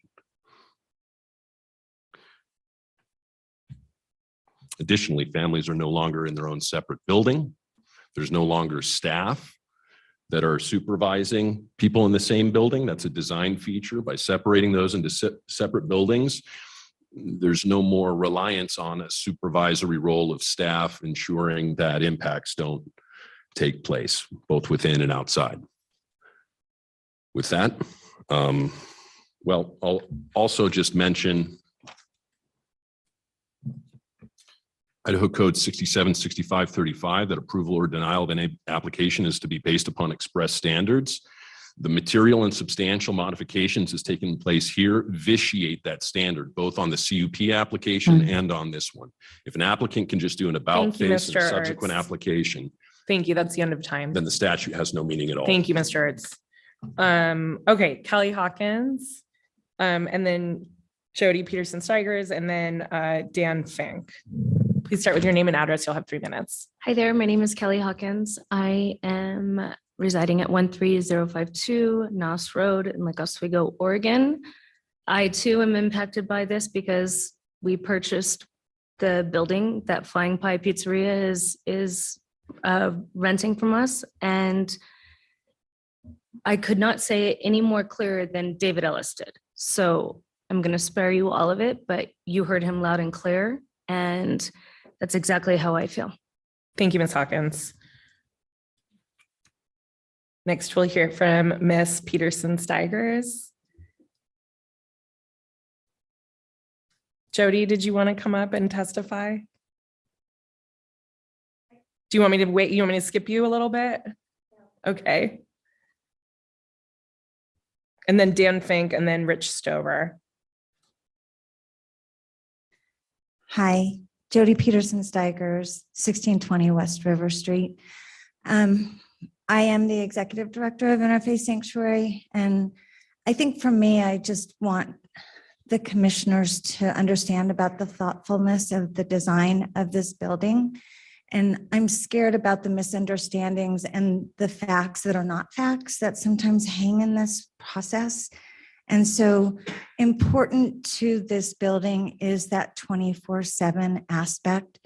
This is a building that was designed to keep people safe and sheltered during the day and night, if they so choose. They also have the right to go out and go to work and go to school and get on a bus and go for a walk, but they always have a safe place to return, which is very rare in the city of Boise for emergency shelter response. The daylight is in the day shelter, is in the teen lounge, is in the open back area where there's a playground and green space and a huge park, and the dining areas that are designated for single adults and single women with big doors that open up. so that outdoor kind of feels indoor too.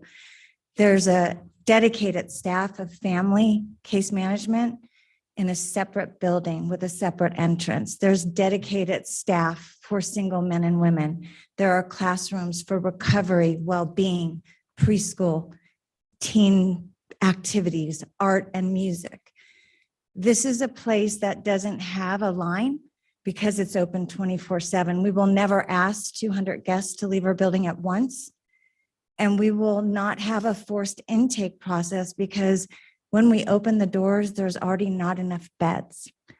And so what that means is the beds are taken, and the resources and the communications within a homeless population, they don't come and stand outside because they know unless they got on a waiting list and they're called that there's no bed that night. And so they're not going to be hanging out.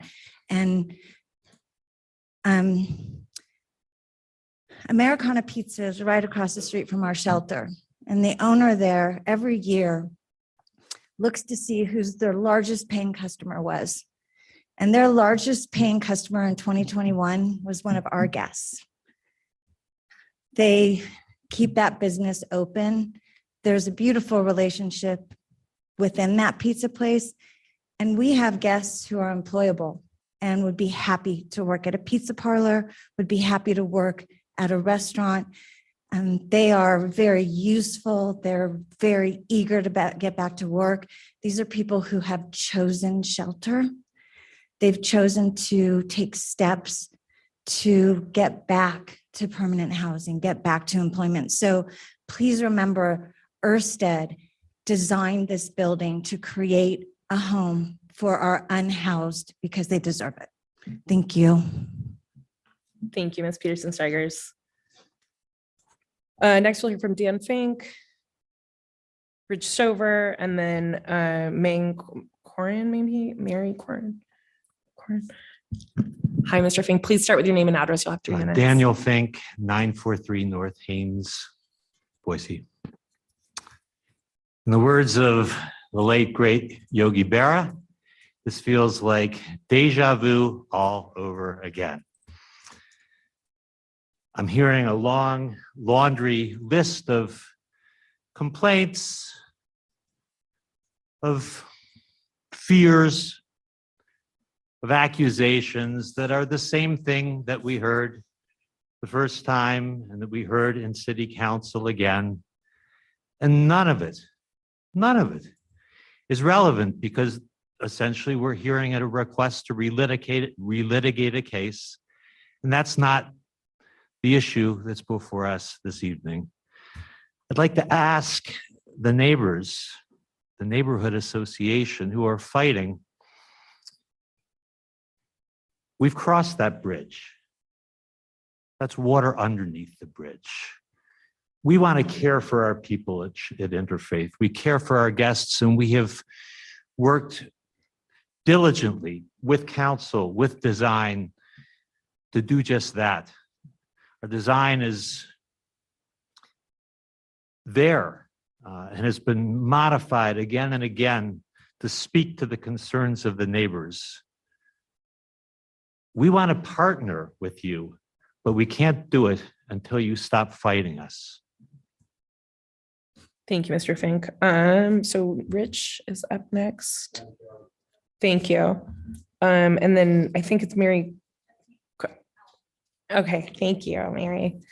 Okay, moving right along. Then we have Karen Shriver, maybe on Garnett Street, and then Katie Decker, and then David Shirtliff. Are any of these folks here? Are you Karen? Okay, thank you, Karen. And then so those are the only 2 folks that I have left here. We'll go to just hands or just come right on up to the podium after that. If you're online and you'd like to testify, please virtually raise your hand. Once we're through all the folks here in person, we'll move to the online testimony. Thank you, Ms. Decker. Please start with your name and address. My name is Katie Decker. My address is 5001 West Mimosa Street. I wanted to share an anecdote with you about why people are expressing concern about the condition of the families within the shelter. even to the extent it does not impact the neighborhood. I had the opportunity to be one of the individuals interviewed by the local media after the October Design Review Committee hearing. And following that, I received several phone calls of people looking up my phone number online and calling me to talk about the Design Review Committee's decision. And one of those was from a man living in his car with his wife and 2 young children under the age of 4. And he called with the intent of sharing with me how important it would be for his family to have a shelter located outside of the downtown corridor. And he was expressing concern that the Veterans Park Neighborhood Association and me personally were opposing this shelter that would mean so much to him. He shared with me anecdotes about his time in and around Cooper Court as a delivery driver and the frequent exposure to drug use and the constant requests from drugs that he had received there while delivering for DoorDash. And I asked him respectfully what his thoughts were about having the family populations and the single populations combined in the shelter. And he was flabbergasted. He had no idea that the single populations would be served at this shelter as well. And his initial reaction was that he would not be willing to go to this shelter because he did not feel that it would provide a nominally better environment than what was currently available at the shelter that he was not using. That is one of the reasons that I'm asking you to consider this more solid fence barrier between the family side and the single side. I know that there are a lot of stereotypes among the homeless community as well as toward the homeless community. And from my perspective, I've spoken with a lot of families who are looking for a solely family shelter. When I told him I had heard testimony from multiple neighbors asking for this to be a family shelter, he was surprised. He didn't know that. He'd only heard what he'd seen in the media. I also wanted to bring up that the written record shows that the specification for the product, the acoustic barrier that they've spec'd for the fence has a STC rating, sound transmission coefficient of 28, which is classified as very poor and allows you to easily understand conversations on the other side. The comments about sound dampening specifically are to say, make that a higher quality product. Give us at least an STC of 40 where you can't understand loud conversation. Thank you, Ms. Decker. Thank you. And then the last on my sign up list is David Shirtliff. And then if there's anybody else that would like to testify, now's the time to please come on up to the podium and queue up. Please pull that microphone down a little bit so we can hear you.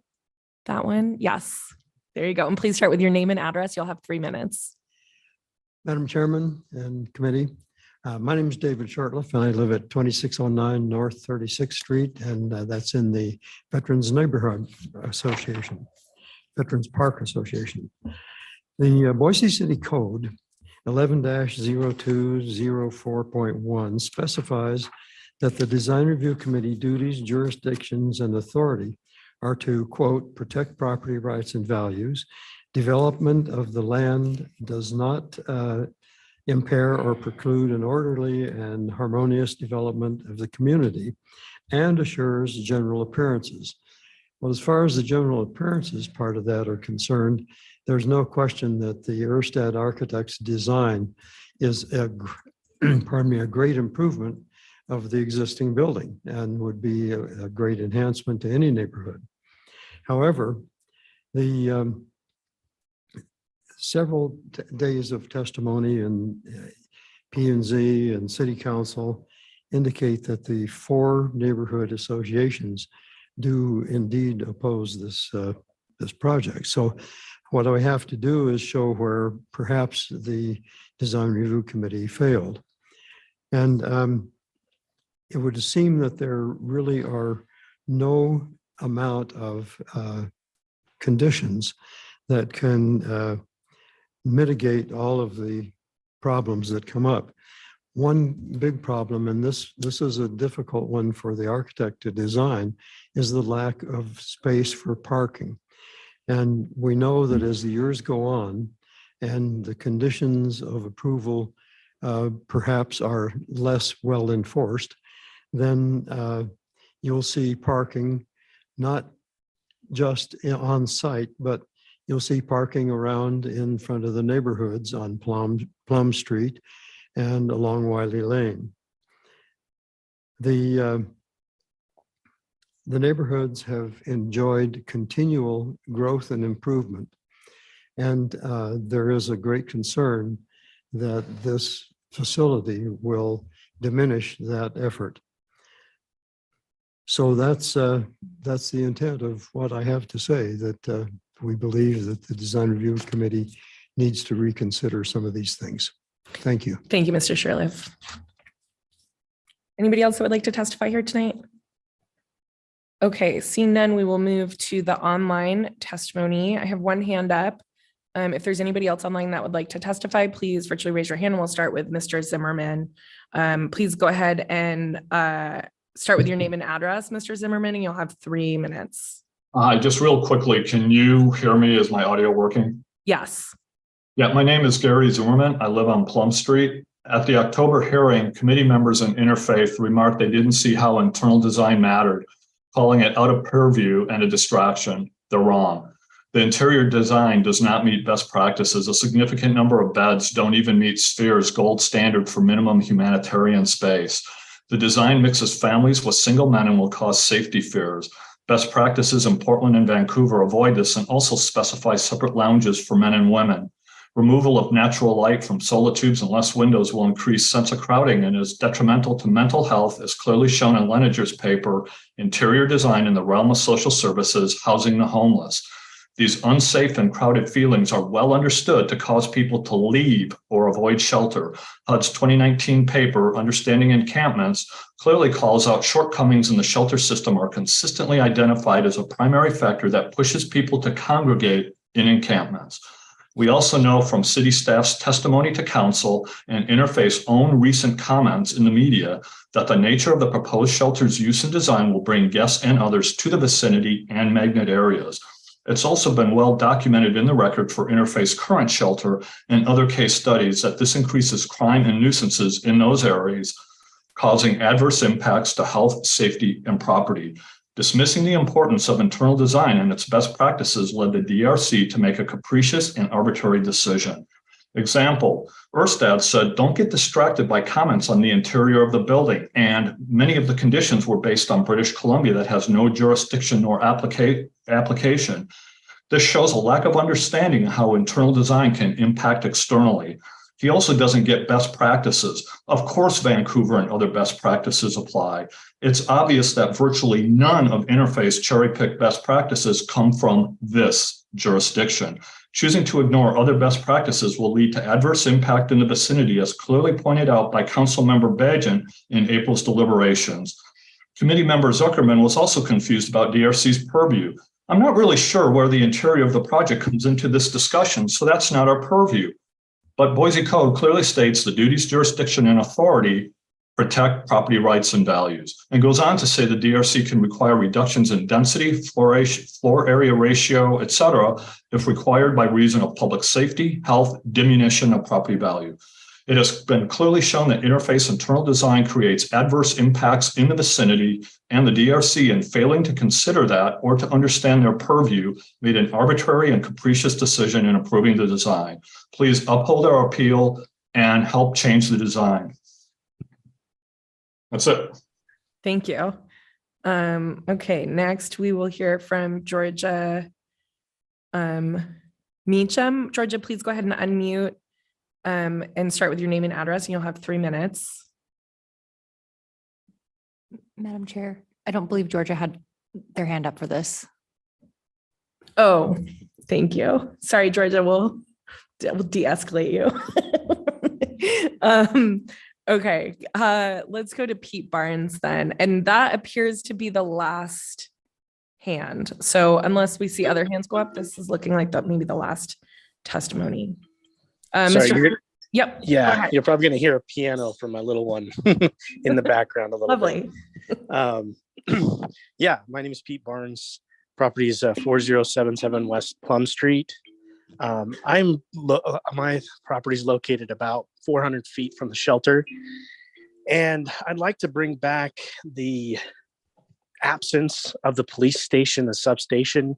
Just about 3 weeks ago, 4 weeks ago, we saw the Boise Police Department had to go in and clean up the alley that is part of Interfaith Sanctuary, where we all know that sport is provided to them, and it harbors a lot of uncommon things to a neighborhood like ours. We don't have support systems out there. We're one of the poorest neighborhoods in Boise. You really need to deny this appeal because it has not addressed the issues about the police station and how we're going to have security around our neighborhood. Thank you. Thank you, Mr. Barnes. Okay. I still see a hand up for Gary Zimmerman. So do we have a different somebody behind the Gary Zimmerman name here? That may be my wife, Denise Zimmerman. If she can testify here from my computer, would that be okay? Either computer is fine. We just need a name and address and 3 minutes. Denise Zimmerman, Plum Street. I've been reviewing the Boise Citywide Design Standards and Guidelines document previously referenced by Josh. In this document, a requirement for design of new and remodeled buildings. And Meredith, it says the design shall maintain and enhance property values within Boise. Take a good look at the IFS design. Does it really maintain and enhance the property values in Boise?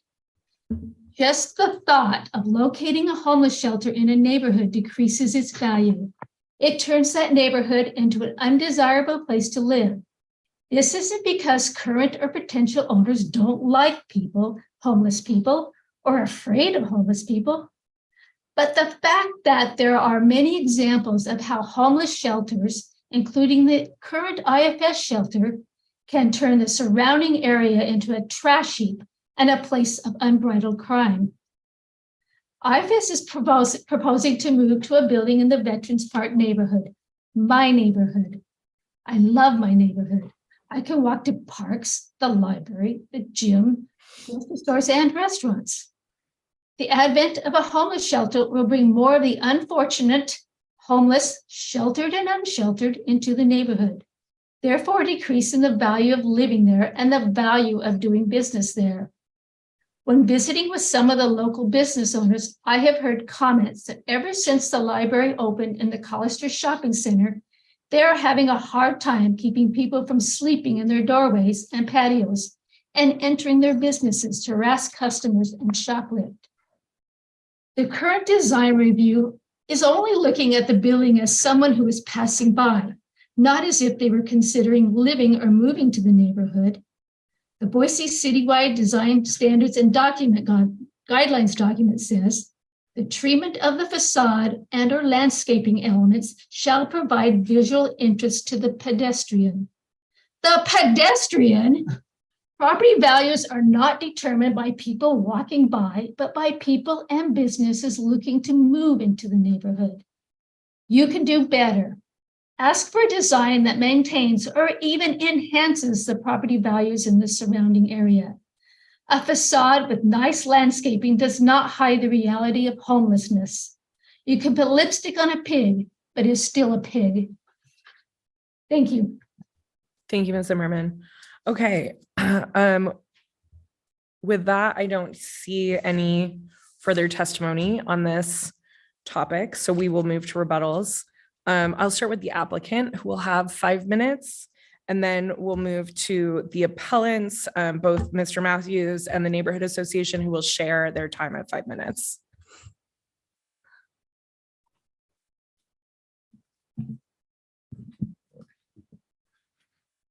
Commissioners, Jeff Wardle again, my address is 251 East Front. I think it's important to note that you've only heard one individual tonight testify in opposition to this application, actually making reference to the citywide design guidelines. The standards for which design review are to be evaluated are set forth in your code, and they are identified in 3 specific categories. Category 1 has to do with site design. Category 2 has to do with the design of the structure, and category 3 is compliant with the adopted design guidelines and standards. Now, in putting this application together, Erstad Architects spent a considerable amount of time with Interfaith Sanctuary, with its staff, with the other parties that are consulted on this, and the conditions of approval. And in fact, in your packet was the site plan that was prepared that is color-coded and identifies each and every element that has been implemented to address the conditions of approval. Now, I appreciate that this has been an incredibly difficult process. But I also appreciate the fact that you recognized from the very beginning that this is not a relitigation of the conditional use permit. This is not about the use. This is about adherence to the design standards. We do have issues in this community that we need to address. And we could have maybe addressed more of these had we not spent the last year having the fight just to get to this point. Cooper Court always gets raised as an issue, and we're hypersensitive to Cooper Court, but we don't control Cooper Court. In fact, if we did, and we had the ability to serve that population and it wanted to be served by Interfaith, it would be right there. But the testimony that we heard in the conditional use permit process from both Corpus Christi House and from Catch and the others is that there is an absolute need to separate the populations that desire the structure of shelter from those populations there so that we can better address those needs. We've had the issue of the police substation litigated to no end. We don't need to go back into that because it does not deal with site design, structure design, or compliance with the adopted citywide guidelines.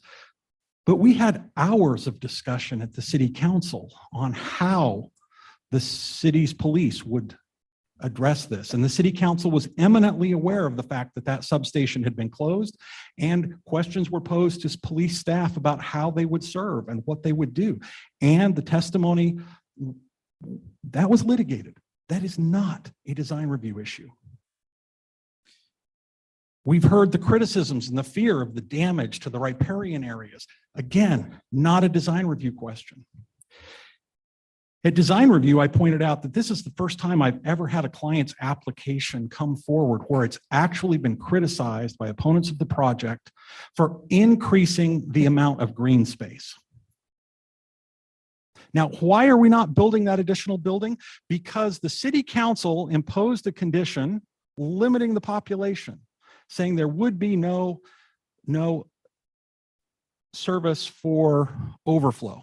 So we didn't need that additional space, but they also imposed a condition that we had to provide a minimum amount of day shelter space for both the family population and for the individuals. And we have done that. We have done that with the modifications. We have been through this process, and I appreciate the work that Erstad Architects has done, because frequently when I work with architects on design review applications, I have to encourage them to go back and read and reread your ordinances and your design review standards.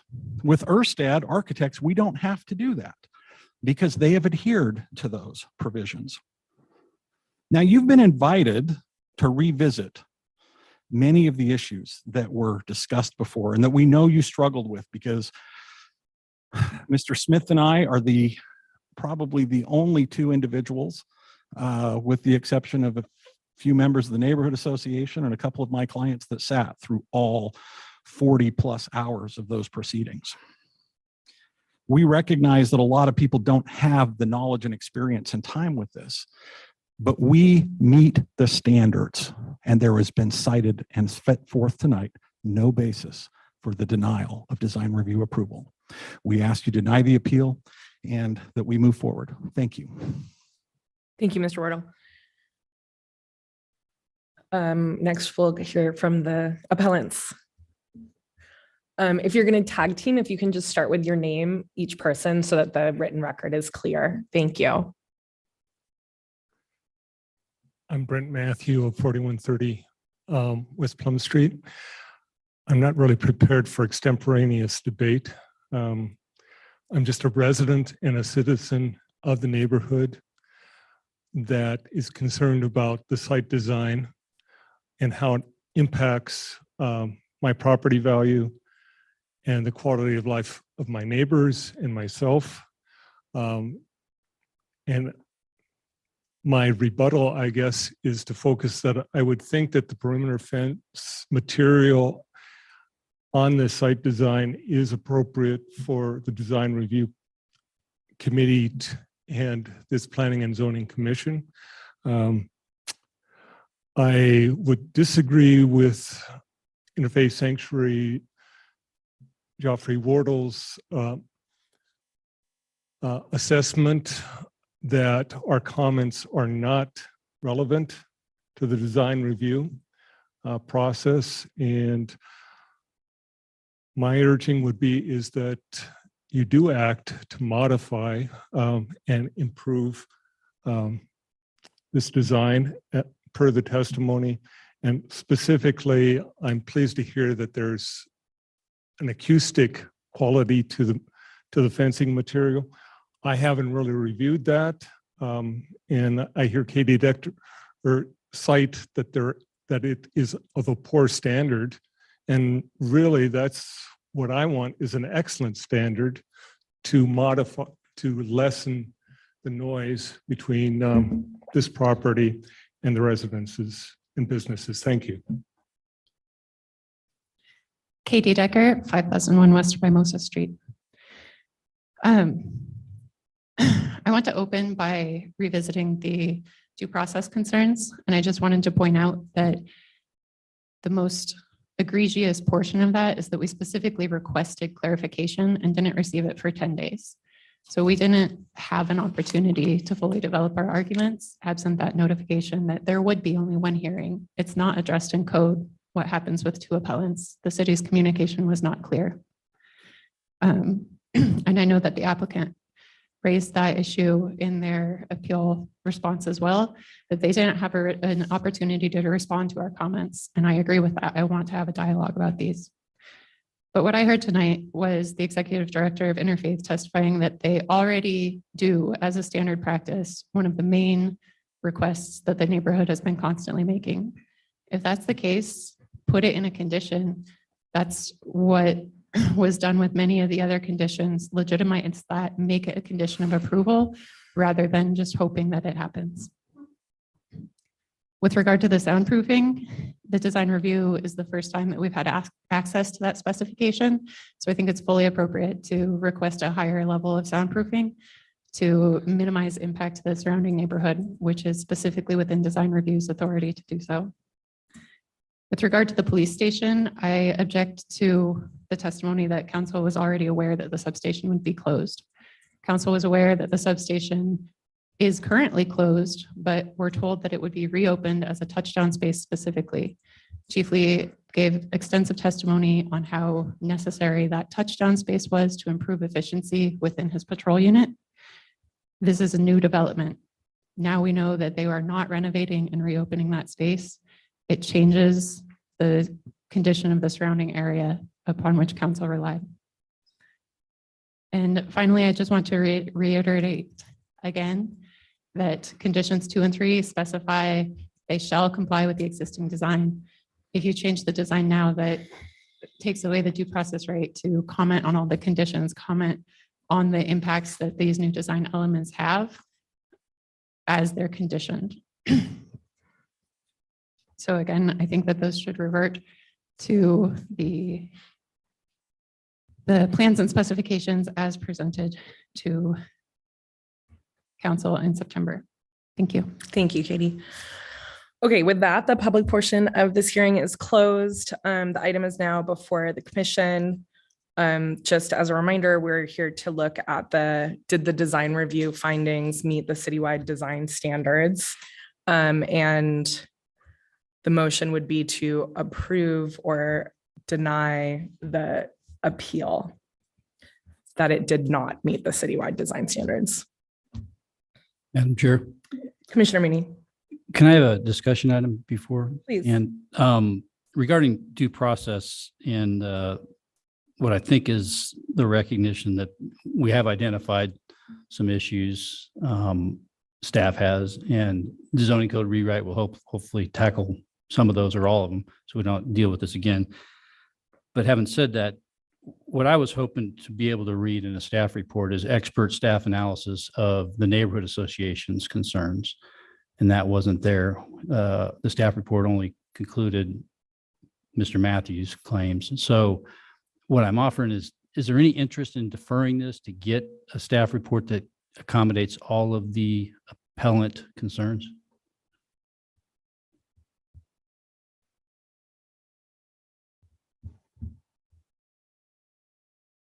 I will allow our fellow commissioners to respond to that.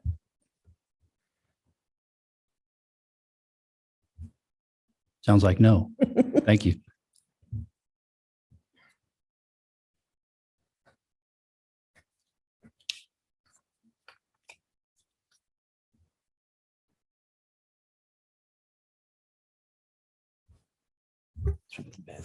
Madam Chair, Commissioner Danley. I'm going to make a motion. I'm going to move that item number 2, DRH 22-00345, an appeal of the design review committee be denied and the application move forward.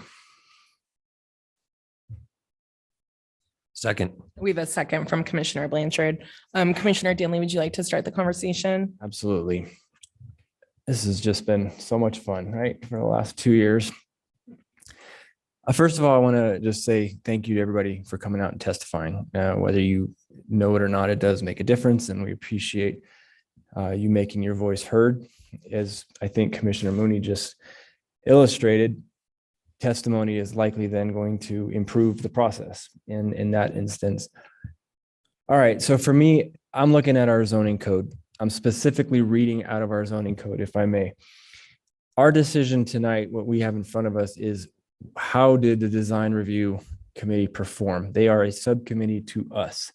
And our job is to determine in an appeal if any of the following took place. The decision is in violation of constitutional, state, or city law. I don't think that took place. I think everything that did up was fine with that. The review body's decision exceeded its statutory authority. I don't think that they exceeded their statutory authority. I think that they upheld that. The decision is made upon unlawful procedure. I don't think that they did that. The decision is arbitrary, capricious, or an abuse of discretion in that it was made without rational basis or in disregard of the facts and circumstances presented. I do believe at the time that they heard everything, they had the application, they had lots of conditions, and that they used their professional judgment, because that, by the way, is a committee made up of professionals in this particular arena, that they made a decision that was not capricious and was not arbitrary and so forth. Lastly, the decision is not supported by substantial evidence. I think, as we just heard from the applicant's attorney, 40 plus hours of testimony, tons of deliberation, and a whole bunch of evidence was presented. And I think that they weighed that, and the experts that they are on things such as soundproofing, as fencing, as materials, and how to apply those things, I think was used. While I'm definitely sensitive to some of the issues that were raised, and I hope that we can figure out a way to navigate some of those things, our decision here tonight is to determine if there was fault made by design review. And according to our code and interpreting our code, I don't believe design review made an error.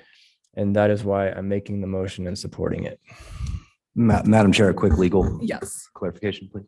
Please, James. Thank you, Madam Chair. And for the record, again, James Smith, Deputy City Attorney. Just this is not to disturb any of the substance of the commissioner's comments and deliberation there in support of the motion, all of which I think can be viewed apart from the standard of review. This is just to clarify the standard of review underlying this body's decision, and that is that citing section 110303 sub 9 sub B, the header states appeal of administrative decisions. The review body, that is P&Z Commission, quote, may sustain, deny, or modify the decision and conditions, end quote. There is not a requirement that this body find error.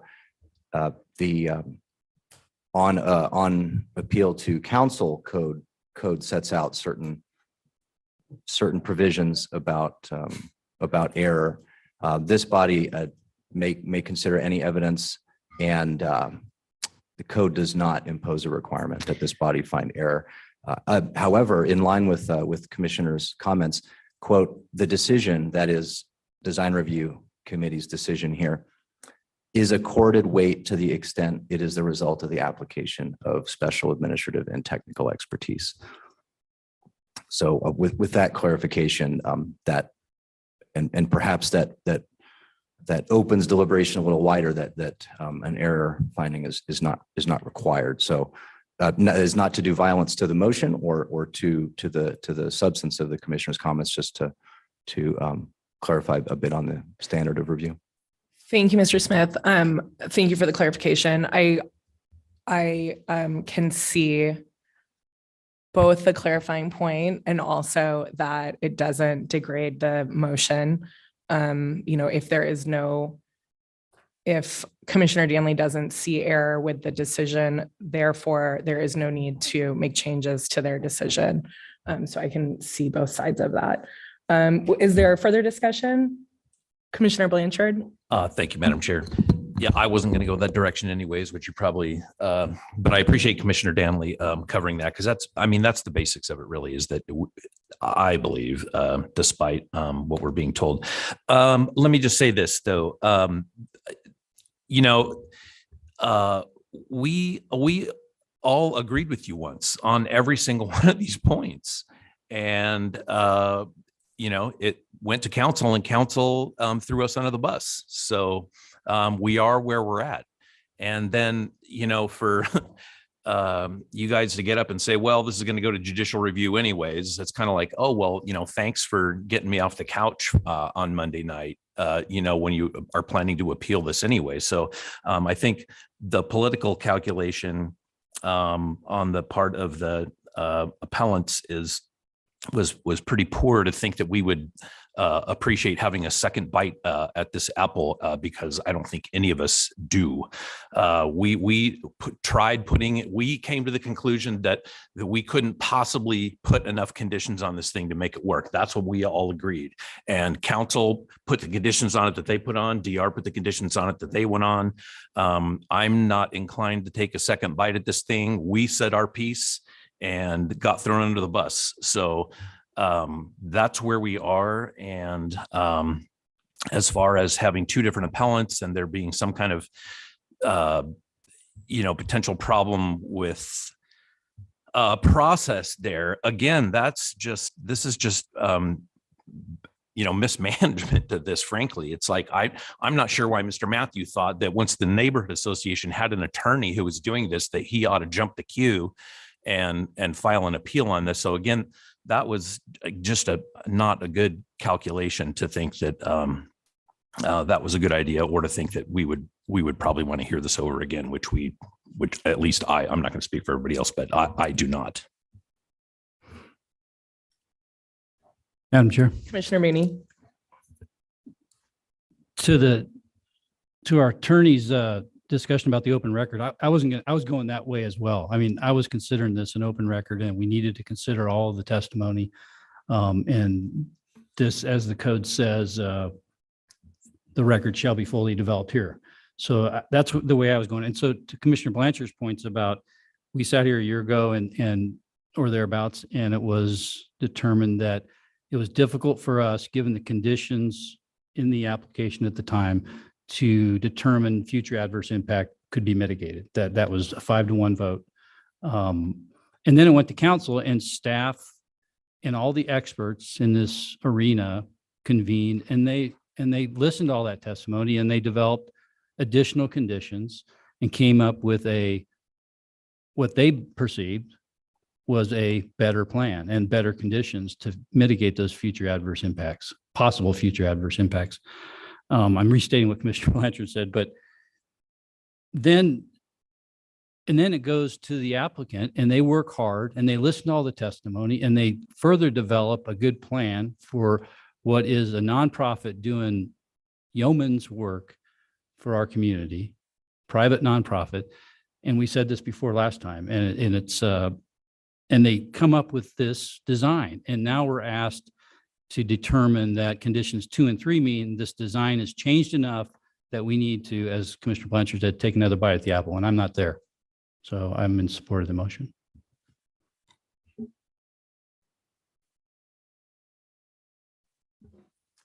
Madam Chair. Commissioner Moore. So I'm in support of the motion. I think there's some fundamental reasons why. I think in all of the testimony that we've received, that we've heard, and much of the testimony that was provided in our packet is really related to the interior of the building. And that's just not part of this particular application.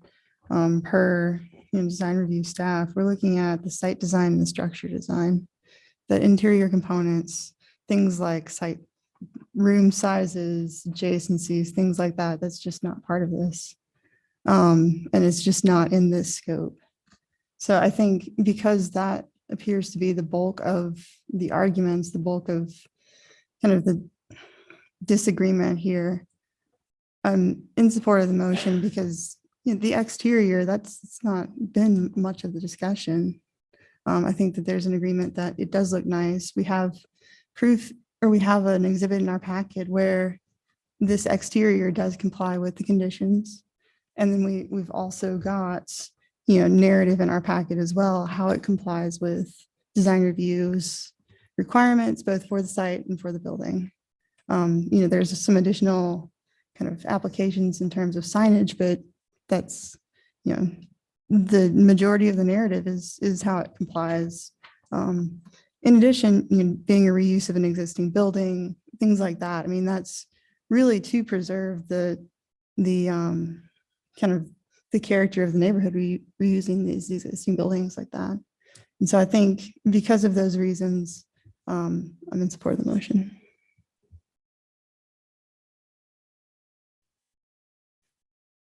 Okay.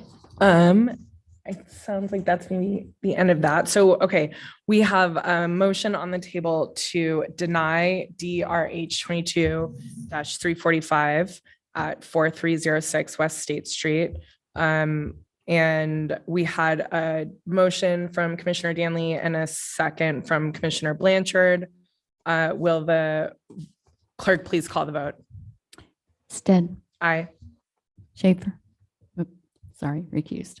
Squires. Aye. Blanchard. Aye. Moore. Aye. Finbrock. Aye. Danley. Aye. Mooney. Aye. All in favor, motion carries. Thank you. We're going to take another 5-minute break and we will be back at about 8:28 with number 3 PUD 22-60. Okay, folks, we'll get going again. Staff, are we ready? David's up, so I'm going to say yes. Okay. Okay. Thank you all. Welcome back. We'll move on to the next item on our agenda tonight. Item number 3. It's PUD 22-60 Alpha Development Group. The address is 801 East Reserve Street. This is a conditional use permit for a planned mixed-use development comprised of 206 residential multifamily units and a height exception on 4.78 acres in a C2D DA zone. We're going from staff first, Mr. David Mosier. Thank you. Mr. Chair, members of the commission, the applicant requests a conditional use permit for a planned mixed-use development comprised of 206 dwelling units and a height exception on 4.7 acres, located at 801 East Reserve Street in the C2D DA zone and C2 DA zone. And as you can see from the aerial photograph, The property is located on the south side of the Reserve Street and directly adjacent to a residential neighborhood to the east and south. The neighborhood contains a mix of single-family townhouses and apartment facilities. Adjacent to the west is a fire station, which the property shares an access point on Reserve Street with. Across Reserve Street to the north is Fort Boise and the Military Reserve open space areas. As you can see from the slide here, this is the overall site plan, shows the development is comprised of 4 buildings, which include the original Armory building, which is listed on the National Historic Registry.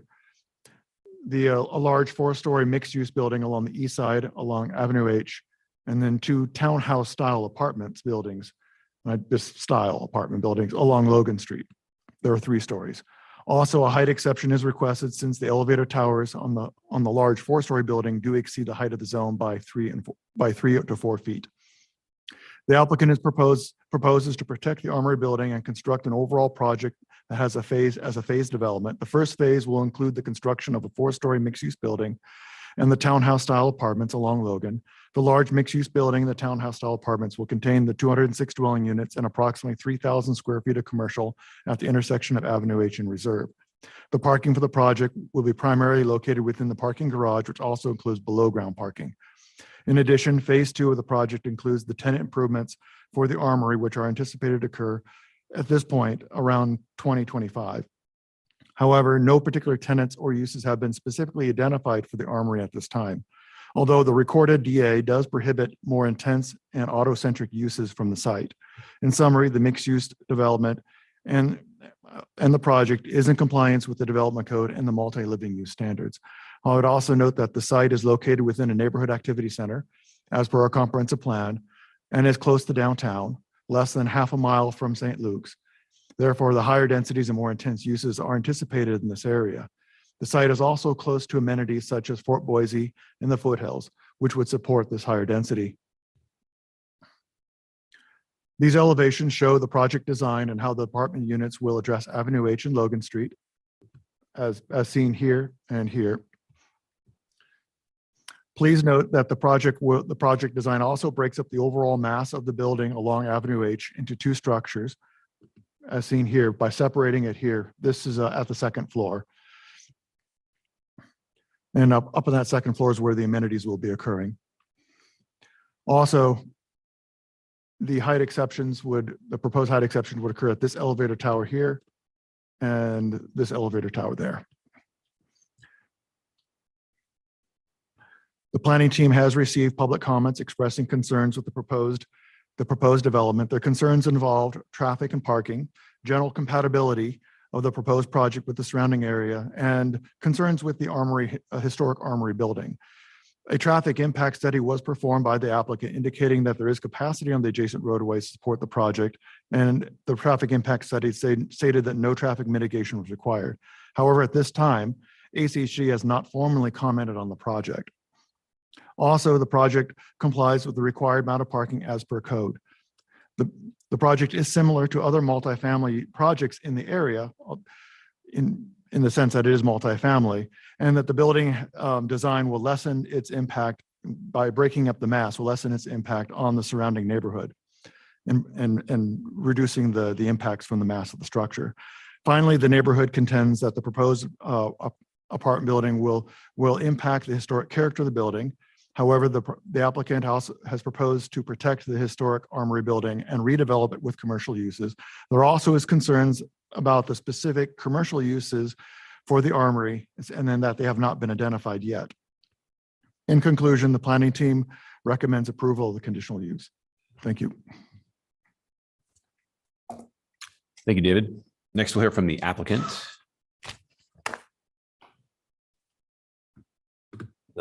10 minutes. Mr. Chair and Commissioners, is that on? Yep. Oh, I think so. Is it on? I can't hear myself echo. So, Mr. Chair and Commissioners, thank you.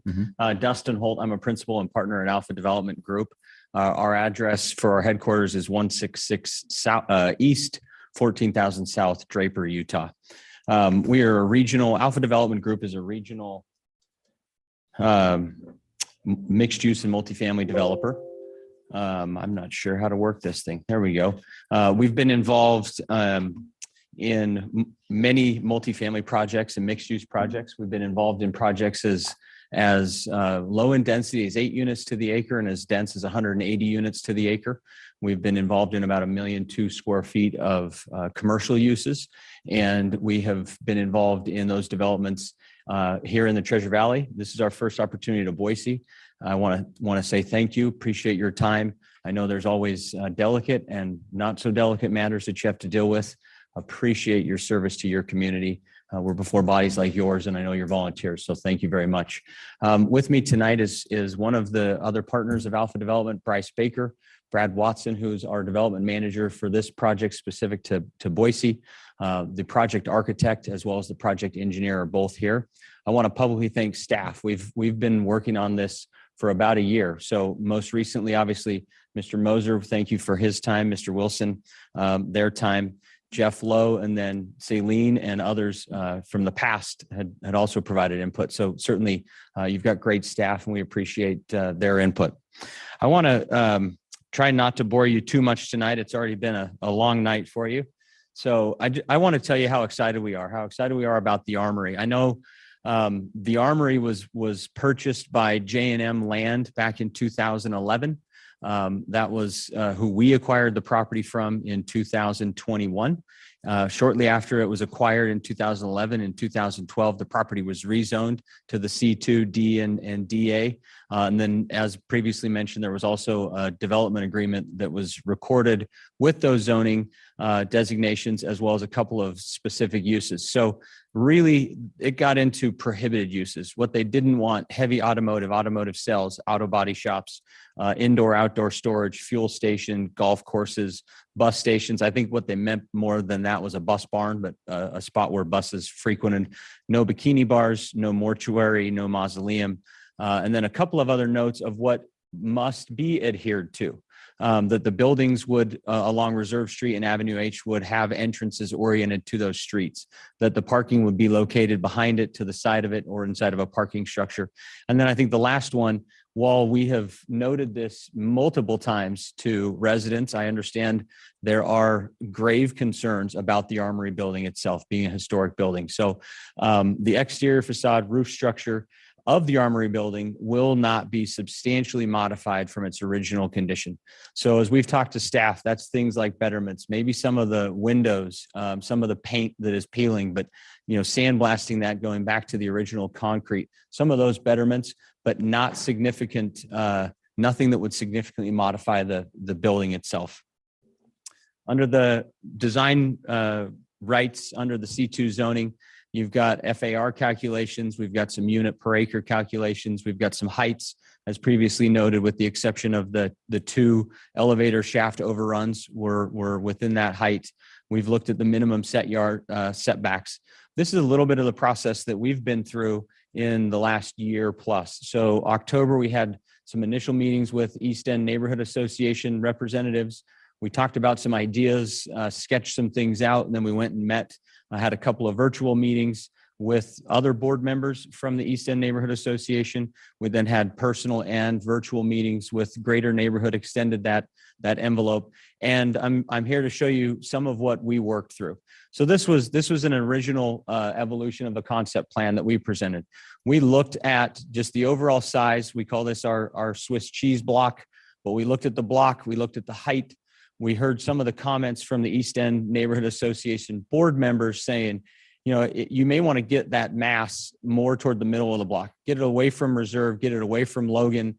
And so that's exactly what we showed them we could do with some of these cutting of some of these red spaces. What ultimately that created was what would have been a need or request for a 5th floor on this, which is highlighted in that teal color. When we presented that to the greater neighborhood, there was mass opposition. This was a concept plan of that, but a couple of stories of parking skirted with townhomes, and then the 4 stories of residential above that podium level.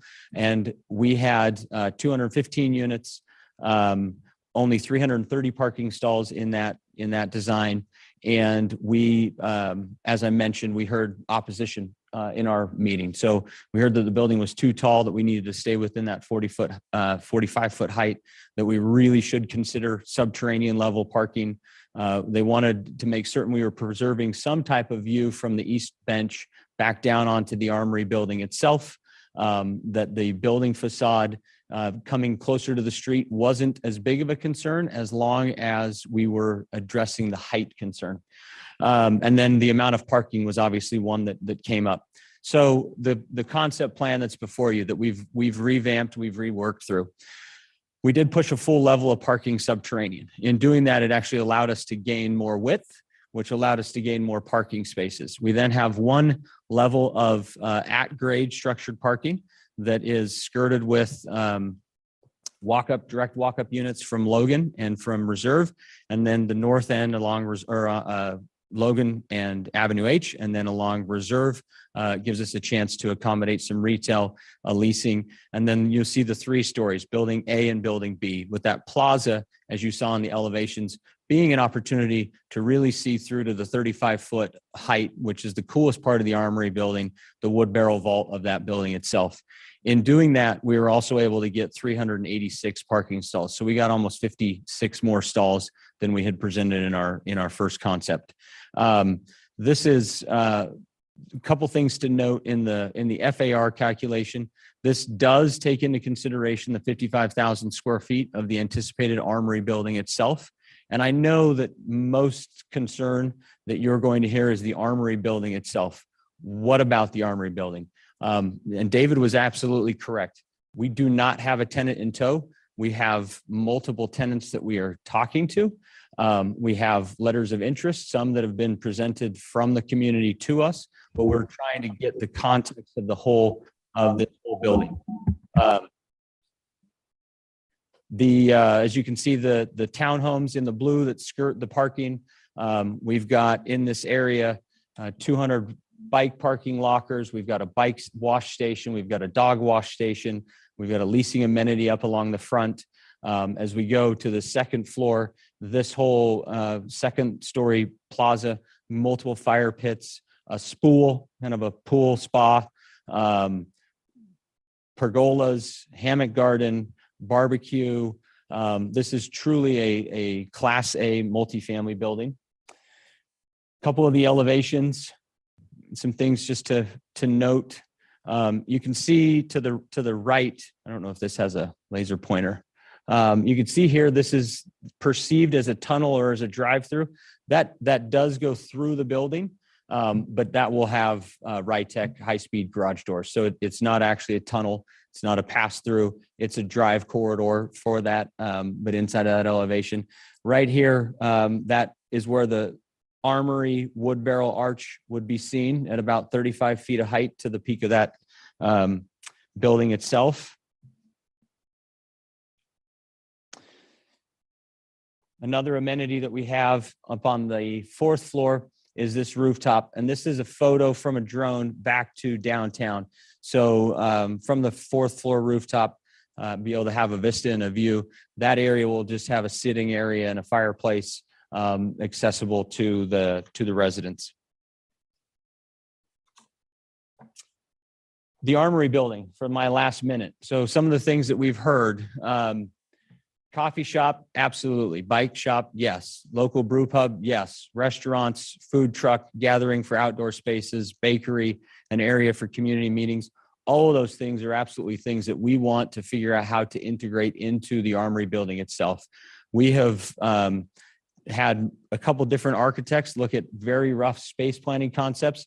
This one shows inside of that wood barrel roof about 15,000 feet, how we might have a wood-fired pizza oven, a microbrewery, some pop-up market spaces, a florist shop, little bike shop, bicycle center, repair shop, little lounge inside of that space, some type of tiered seating for an event center, or not an event center, but an event space, somewhere where even the East End Neighborhood Community Association could gather for their meetings. This is in a much simpler bubble diagram, but we have put a lot of thought into the Armory building itself. So this concept, the teal is office spaces. and the green is supporting uses for those office spaces or for the greater community. All of those things have been taken into consideration as we've looked at this. It was noted on the by David. That is your time. You can wrap it up. Wrap it up. Okay. We heard from ACHD as well that they have not formally, they've accepted it, but have not formally approved it. We've talked about minimal mitigation measures with them. And I would tell you tonight, based on our verbal conversations with them, that we would be in agreement to make whatever mitigating measures they ultimately request. Very much appreciate your time this evening and respectfully request your approval tonight. Thank you. Okay, great. Thank you. Okay, next we will hear from the Neighborhood Association. If there is a representative present. Great, sorry. We got people online and people in person, so. Okay, so I have a letter. Hi, my name's Greg. Yo to all you. I'm trying to break this up. I have a letter here, but I'm going to freestyle it. That's fine. If you could give us your full name and your address. Oh, okay. Greg Ostro, 201 East Louisa Street. We don't have a problem with the building that was just presented to you. We appreciate that. Dustin, go right back through it with you. Sure, from being a licensed architect in Idaho, the building is big. It's got a lot of parking. It overshadows the armory. It's all obvious stuff from a design standpoint, but the armory has been vacant for a long time. And we need somebody to take care of the armory and make it into the neighborhood activity center. What we don't need is promises. We've had promises for that armory for what, 25 years, 30 years? So a couple areas of concern that we have. Number one, we don't know if this is one property or two properties right now. We were told that it was going to be, the two properties were going to be consolidated to one, and so that they could get the density. And we learned in the staff report that it's still two parcels. So we don't know what the parcels are. So that's a question that we have. Number two, the development agreement we're working on is circa 2012. We feel that it's appropriate for us to revisit and relook at the uses. Okay, there's 70 approved allowed uses in the C2 zone, and 17 are the only two that have been prohibited, and no reference to the neighborhood activity center. Having said that, I would like, since tonight's the first time we've seen these drawings, conceptual drawings, my question for you is it appropriate to submit for a PUD for a neighborhood activity center and not submit any design graphics on the armory?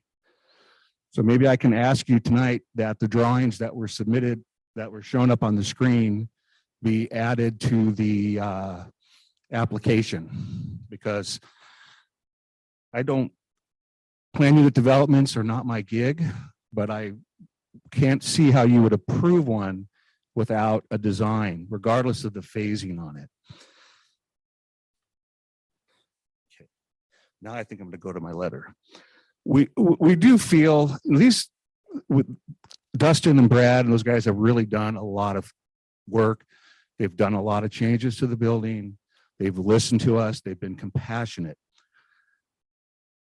But I don't know if we, as the planning commission, can just go on promises that we are going to do to the armory, that there has to be some sort of mechanism available to you to ensure that the armory gets developed. You know, we don't feel it's appropriate that you steal 100 units of density from the armory and then put the historic armory in second place. Because it's all, in all fairness, they are, my impression is they are good type A market rate apartments. The plans are good, the designs are good, the amenities are good. I think that's all I have. Thank you. Okay. Okay, I need to pass it to Eric Kingston.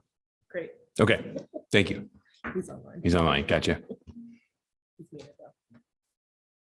Where is he?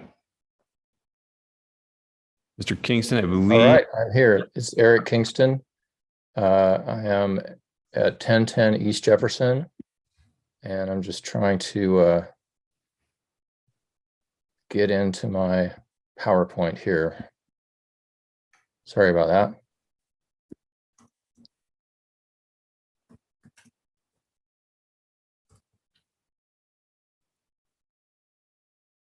Feel free to speak freely among yourselves there while I'm working on this.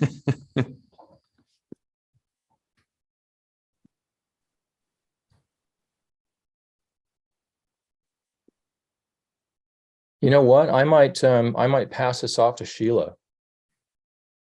Okay. I don't want to make you guys wait. It won't be Sheila, it'll be me. You can pass it off to me. I'll take a minute and a half, and then you can still hopefully have your 5 minutes. Deanna Smith, 1208 East Jefferson Street. In addition to the summary that Greg gave you, I wanted to talk real quickly about the transportation and what we consider to be something of an incomplete TIS. We think it's incomplete, and we know that ACHD has not yet looked at it or approved it. So we'd like to request the city send it back because from what we can tell, given that the PUD does not address the activity center in any detail at all, neither does a TIS. So we don't think it fully looks at the full area and what will really be impacted. It doesn't really consider much on Avenue H, doesn't look at the Jefferson-McKinley corridor at all. And we know today that the Jefferson-McKinley corridor is and will continue to be impacted by growing traffic volumes on H. So we encourage you to take a look at that. Our greatest concerns are biking and walking. Avenue H is heavily used as a connection from our neighborhood to trails and parks in the foothills, and there's a large volume. I will say that we really appreciate the work the developers done to date. They are doing a detached sidewalk on their portion of Avenue H. They're proposing a curb extension at Logan and Avenue H. We requested that of the developer across the street, so we appreciate that because H desperately needs traffic calming. They're also putting a sidewalk on Logan, which is non-existent today. Are you ready, Eric? He's going to give you. No, keep going. You're doing great. Pictures that are worthwhile, so I'm hoping he'll have time.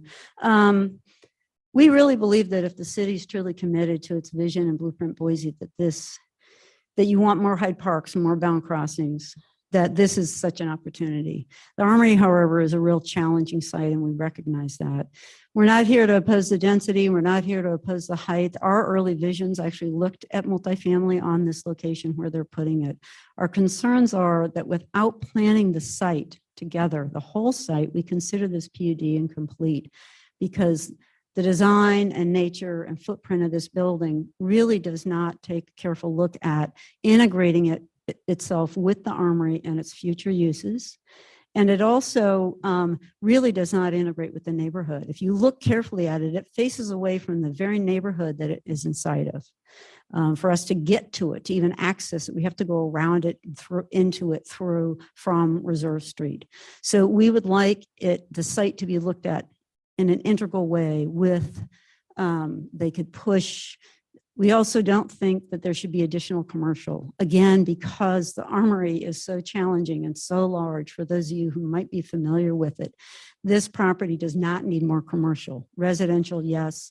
More commercial, no. We think if they took the commercial out of their building, they could push the building height up north, they could push some height more towards H and open that plaza area up to the Armory so people who are inside could really appreciate that barrel vaulted building. So with that, Eric, here we go. I'll turn you over to Eric. Thanks. Okay. Once again, Eric Kingston, 1010 East Jefferson. So got a little slideshow. This is actually a resurrected slide deck that we put together back in 2008 for the mayor and council. The Armory subcommittee was created in 2007. And let's see. I want to start off by saying what's going right. I'll skip over that because I think, Greg and Deanna have kind of spoken to that. We're really appreciative of Alpha's willingness to get involved with public engagement. Lots of really great dialogue in this process. So we appreciate that. So as far as milestones go, I know there was a nice timeline put together earlier. You guys all know it's originally the National Guard Armory. It's had several different uses and owners over the years. The New Heritage Theater had it for a while. They had it for $1 a year lease. When they owned it and when they had control over it, I actually got a call from Art Space in Salt Lake, just a random call from somebody asking about potential buildings in Boise that could be used as art space. And that was one of them, but New Heritage was not willing to share it. So anyway, you can see some of the other uses it's gone through. It looks like my slides are not really going to come through very well. So anyway, the bottom line is I wanted to impress upon you that this subcommittee's been around since 2007.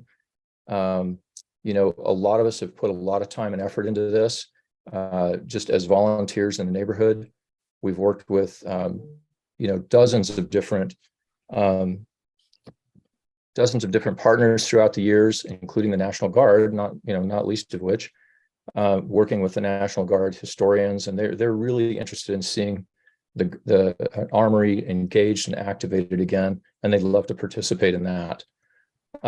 You've got this location. We really looked at this back in 2007, 2008, and understood what a critical and strategic location this is for all kinds of uses.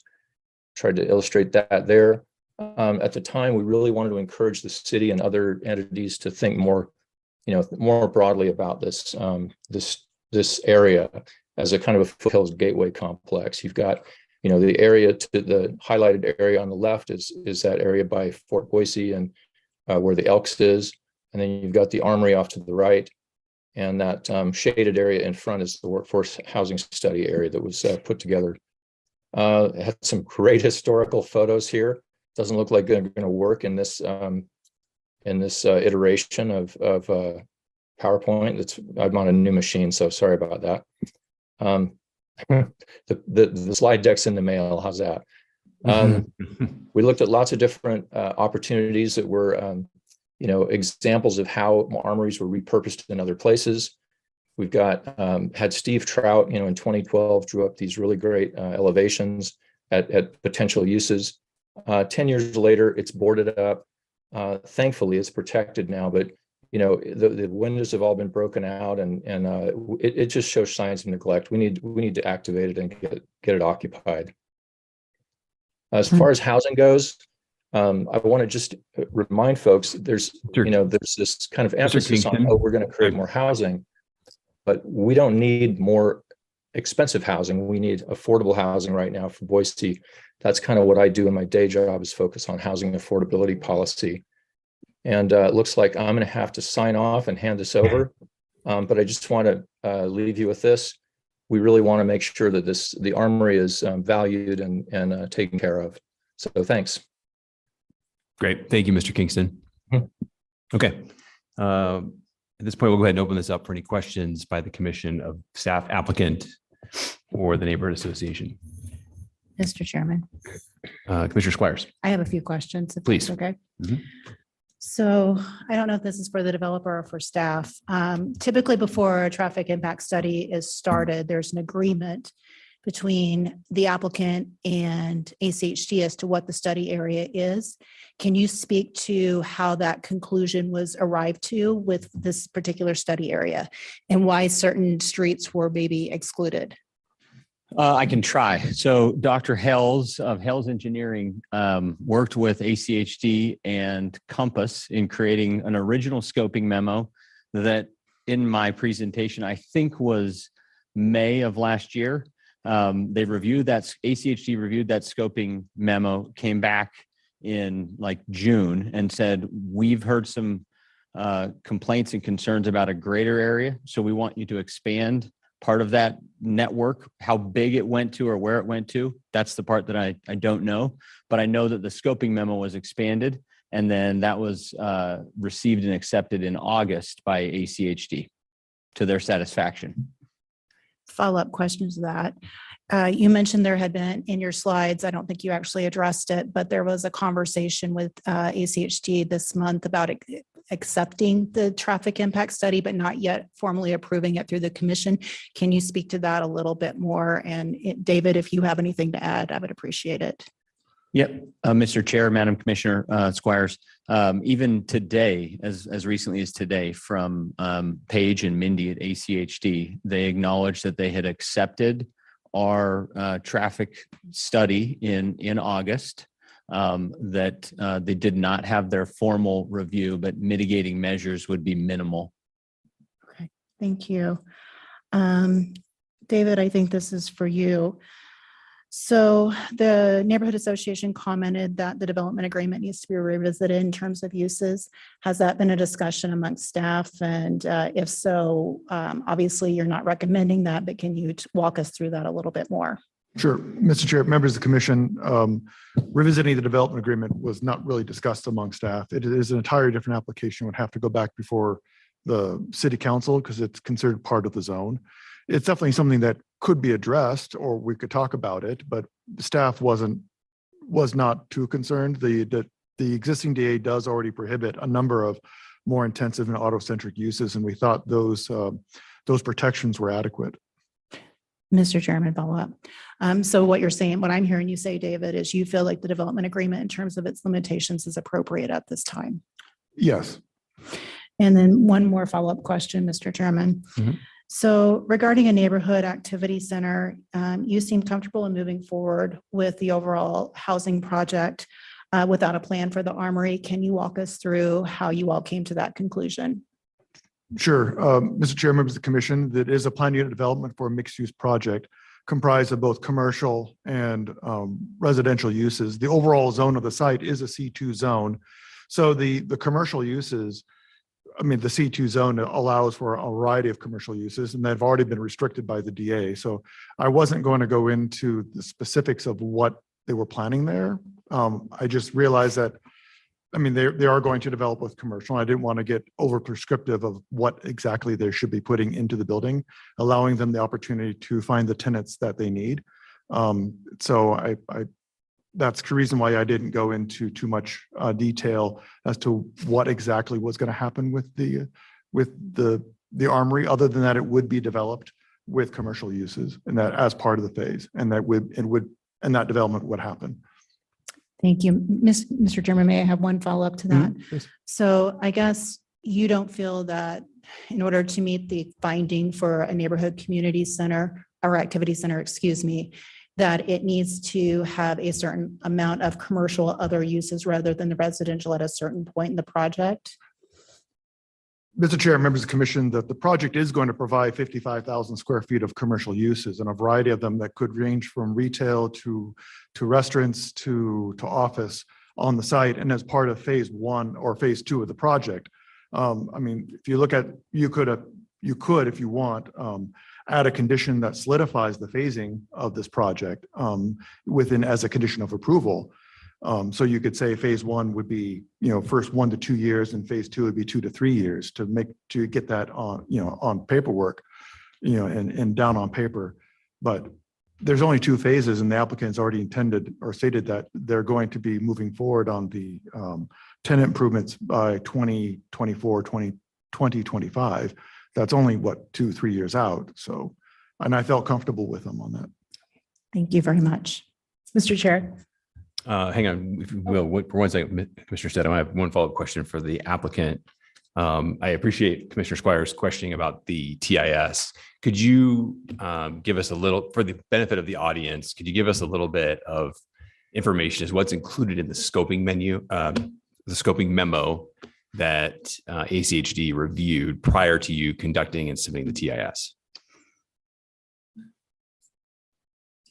Yeah, you're getting into super technical question for me. I know that the initial scoping memo was blocks a lot closer to our property. Okay. And then there were concerns about the hospital, about Jefferson getting terminated one way, another intersection at Warm Springs, and something down in that area. And I know that scoping memo was expanded to include several of those intersections that were raised as concerns. Okay. Do you happen to know, and again, this is just for the benefit of the audience, was there any description of the content of what you're intending to do with the property within that scoping memo? Specific to our property? Yeah. Yes. So bike lanes along Avenue H, on-street parking, some of those are road improvements, site triangle on Reserve, and then some other bike improvements along Logan Avenue as well as curb gutter, sidewalk, and side improvements there. And then burying power lines. Okay. Along Avenue H. Okay. Oh, yes, thank you. We also, there was a comment, we also scoped based on 55,000 square feet of commercial uses. Okay. So there was a comment about that it was only the 206 multifamily units. It was all of it in conjunction with a lot of daytime use and evening use assumed in the Armory building itself. Okay, great. Thank you. Yep. Okay. Mr. Chair, while he's up there, I got a quick follow-up for the applicant. Sure. You mentioned you'd comply with ACHD conditions. Was there any reference from your application to the neighborhood transportation plan that goes beyond motor vehicles and addresses bike ped stuff? There was. Okay, so follow-up question for the neighborhood then. Okay. I think Deanna would be good. Yeah, that'd be Sorry, fine. Mr. Commissioner. Yes, there was. Thank you. Deanna, beyond what they've currently proposed, what's in the neighborhood transportation plan, just a refresher for everyone, that would be appropriate and not significantly offsite or offsite at all, that's within the scope of this development? I think within the scope of this development, they are doing, the two things. First of all, we did not see the bike lanes on H, so that's good news. We would like to see the Franklin, future Franklin bikeway is going to come through here. At least that's our intent. We're working with ACHD to change it a little bit. And we'd like to see a three-way stop at Avenue H and Jefferson McKinley corridor. We'd also like to see a three-way stop at Avenue H and Reserve. We've put those preferences in that plan. They didn't necessarily make it into the plan as absolute projects. They were going to be looked at. Avenue H was recognized by ACHD based on the comments from the neighborhood that it needs a lot of traffic calming and is a critical corridor. We also currently do have significant speeding on Jefferson McKinley corridor, and that is not in the scope that they reference. Right. You Okay. know the scope. And Thank you. we know that H has continued to feed that traffic and that speed. Thanks, Mr. Chair. Sorry for butting in there. You're fine. Commissioner Stead. I had a question that kind of that Commissioner Squires touched on a little bit, but so this is for staff. I'm curious, without seeing the full property concept, does the current proposal limit future use of commercial, like limit the use in the Armory? So for example, if they're talking about coffee shops and breweries or meeting spaces and things like that, does the current project take away the parking requirements that we would need for those kinds of uses? Or is there still space for, I guess, what I would call like a robust activity center type use in that building? Mr. Chair, members of the commission, I think there is space for that activity center use that you're looking for. It doesn't take away from the parking. The parking was the commercial uses were considered into that. And I believe there's also an analysis on shared parking between the two uses, and a shared parking plan that would accommodate for that. As for the uses that would happen there, it doesn't restrict any of those uses other than what the DA does already. They would have to abide by the current development code. So if they're putting a commercial use that requires some sort of conditional use permit, then they got to come back before the commission to do that. But it doesn't restrict it beyond what the DA already does. Thank you. Mr. Chair. Commissioner Blanchard.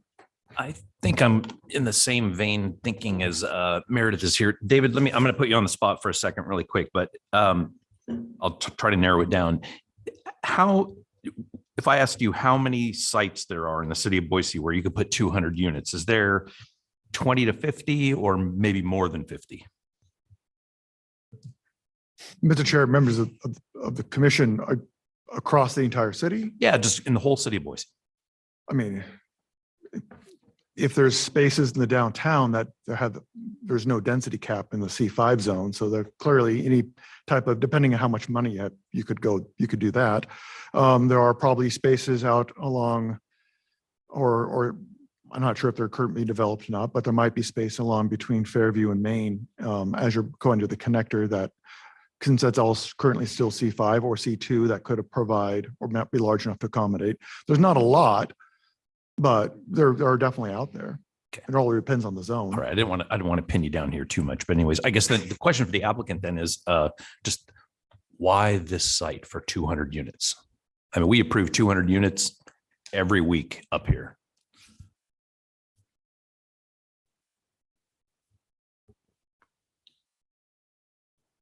Why this site for 200 units? I think that my response would be we when we looked at acquiring this property, we looked at underlying zones, we looked at permitted densities, heights, we certainly looked at the neighborhood activity center, and we looked at an ability to accommodate, let's call it 55,000 square feet of commercial use. Even at an average of 5 stalls per, you're talking about 200 stalls. So an ability to build 400 structured parking stalls with a significant portion of them being subterranean. All of that played into us assessing this site, the 200 units and 55,000 feet of commercial uses to truly create a sense of place. A much lesser number of units as we've looked at, the Pearl District, we've looked at other areas in Vancouver, wherever we've been, getting rooftops, getting people there, getting people that can be there, truly trying to create an 18-hour a day type center. We need those, we need rooftops, we need those bodies. We heard grave concern about not becoming a vehicular destination. And I said that it's a double-edged sword. If we create something super cool, people are going to come. Today's Instagrammable moments, people from out of state want to go to the cool spots, right? So it's a double-edged sword, but making certain that we're providing walkability, other porous connections through pedestrian, bikes, local residents in that immediate area is also something that we absolutely wanted to make certain we were accommodating. Thank you very much. If I can just follow on really quick. Yeah, please. I mean, the neighborhood obviously is super concerned with the armory. Like, I think they're like, they don't care what else goes on there. They want something to happen with the armory. And, to echo Commissioner Stead's concerns is like, we're not looking at a whole plan here, which makes it difficult. It's like,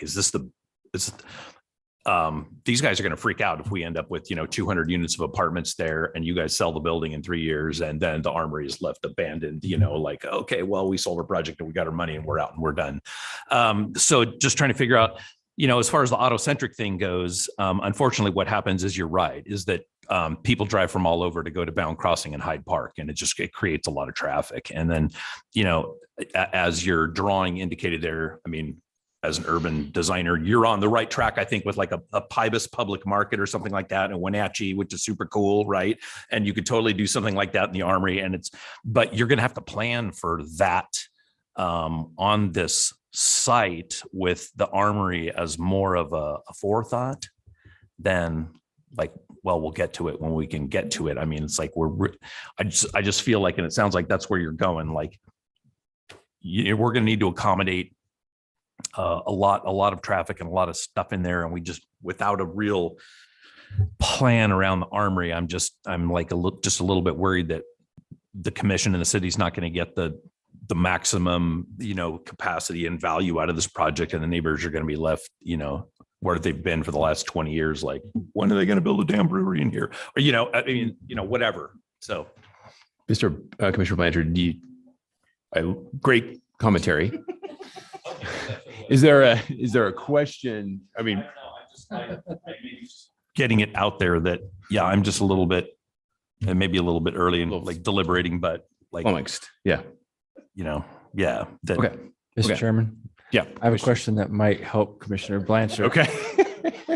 I'm gonna cite page 12 of your traffic impact study. Specifically on that page, there's a table that is under the project conditions section, section 4. And table 5 is what I'm referencing. It says project land uses. And you just testified a moment ago, 58,000 square feet of commercial. But when you break that down, there are two components of that. So I see office space comprising 46,000 square feet and retail space at 12,000 square feet. So can you just give us a little bit of a sense, to Commissioner Blanchard's point, where did those figures come from? Yeah, Mr. Chair and Commissioners, Commissioner Danley. One of those is specifically from a tenant that we're talking to. So they do a co-working type facility with a brew pub, a pizzeria, those other retail restaurant uses for not just the building and the patrons of the building, but for the greater area. So some of those statistics are straight from their plan. I think that I know this has been, we presented 5 slides, and a couple of the members of the East End Neighborhood Association got to understand our real passion for the building. As much as I want to say, if you build it, they will come, I also know if I need to build parking in order for someone to come, right? And so to build a massive amount of parking as a standalone or as a detached or a disconnected piece associated with the building economically is not extremely viable. And so as we looked at how to do the 2 of these, we have absolutely put forethought into the Armory building itself. From some of our very first concept drawings, we've shown what the Armory building could become, what the interior spaces could be, what the spiral ducting inside of it could look like, what windows could look like.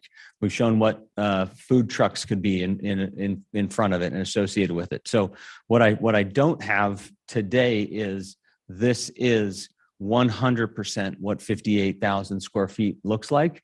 But we've absolutely tried to think through the uses that are in the zone, the uses that we never would want to be associated with it, which are prohibited, and making certain that we're thinking through circulation with fire, getting people in, getting food trucks in and out and around, fire trucks in and around and around, pedestrians around, the walkability between the 2 alleys, the bike parking that's right there off of the alley, the common area in front of the Armory to make certain that the front of that building is never lost along Reserve Street.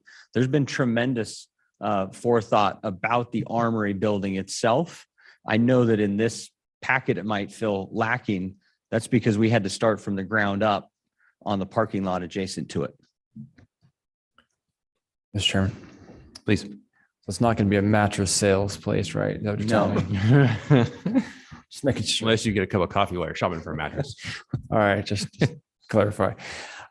Question for staff. So last week we had a staff report from ACHD that was epic, and in a way that it delivered on a lot of things that we typically don't see from ACHD. Hearing in this application, reading in this application, a lot of concerns about traffic calming in the neighborhood, and that staff report in that application addressed many of those things. So my question is to you, do we have any sense of when this application may go in front of the ACHD Commission? Because timing matters.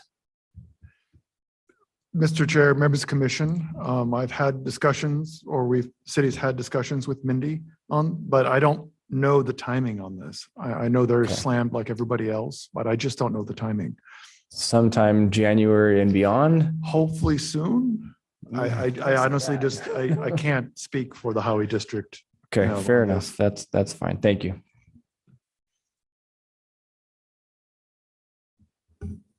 Mr. Chair. Mr. Moore. So question for staff, for the Armory building.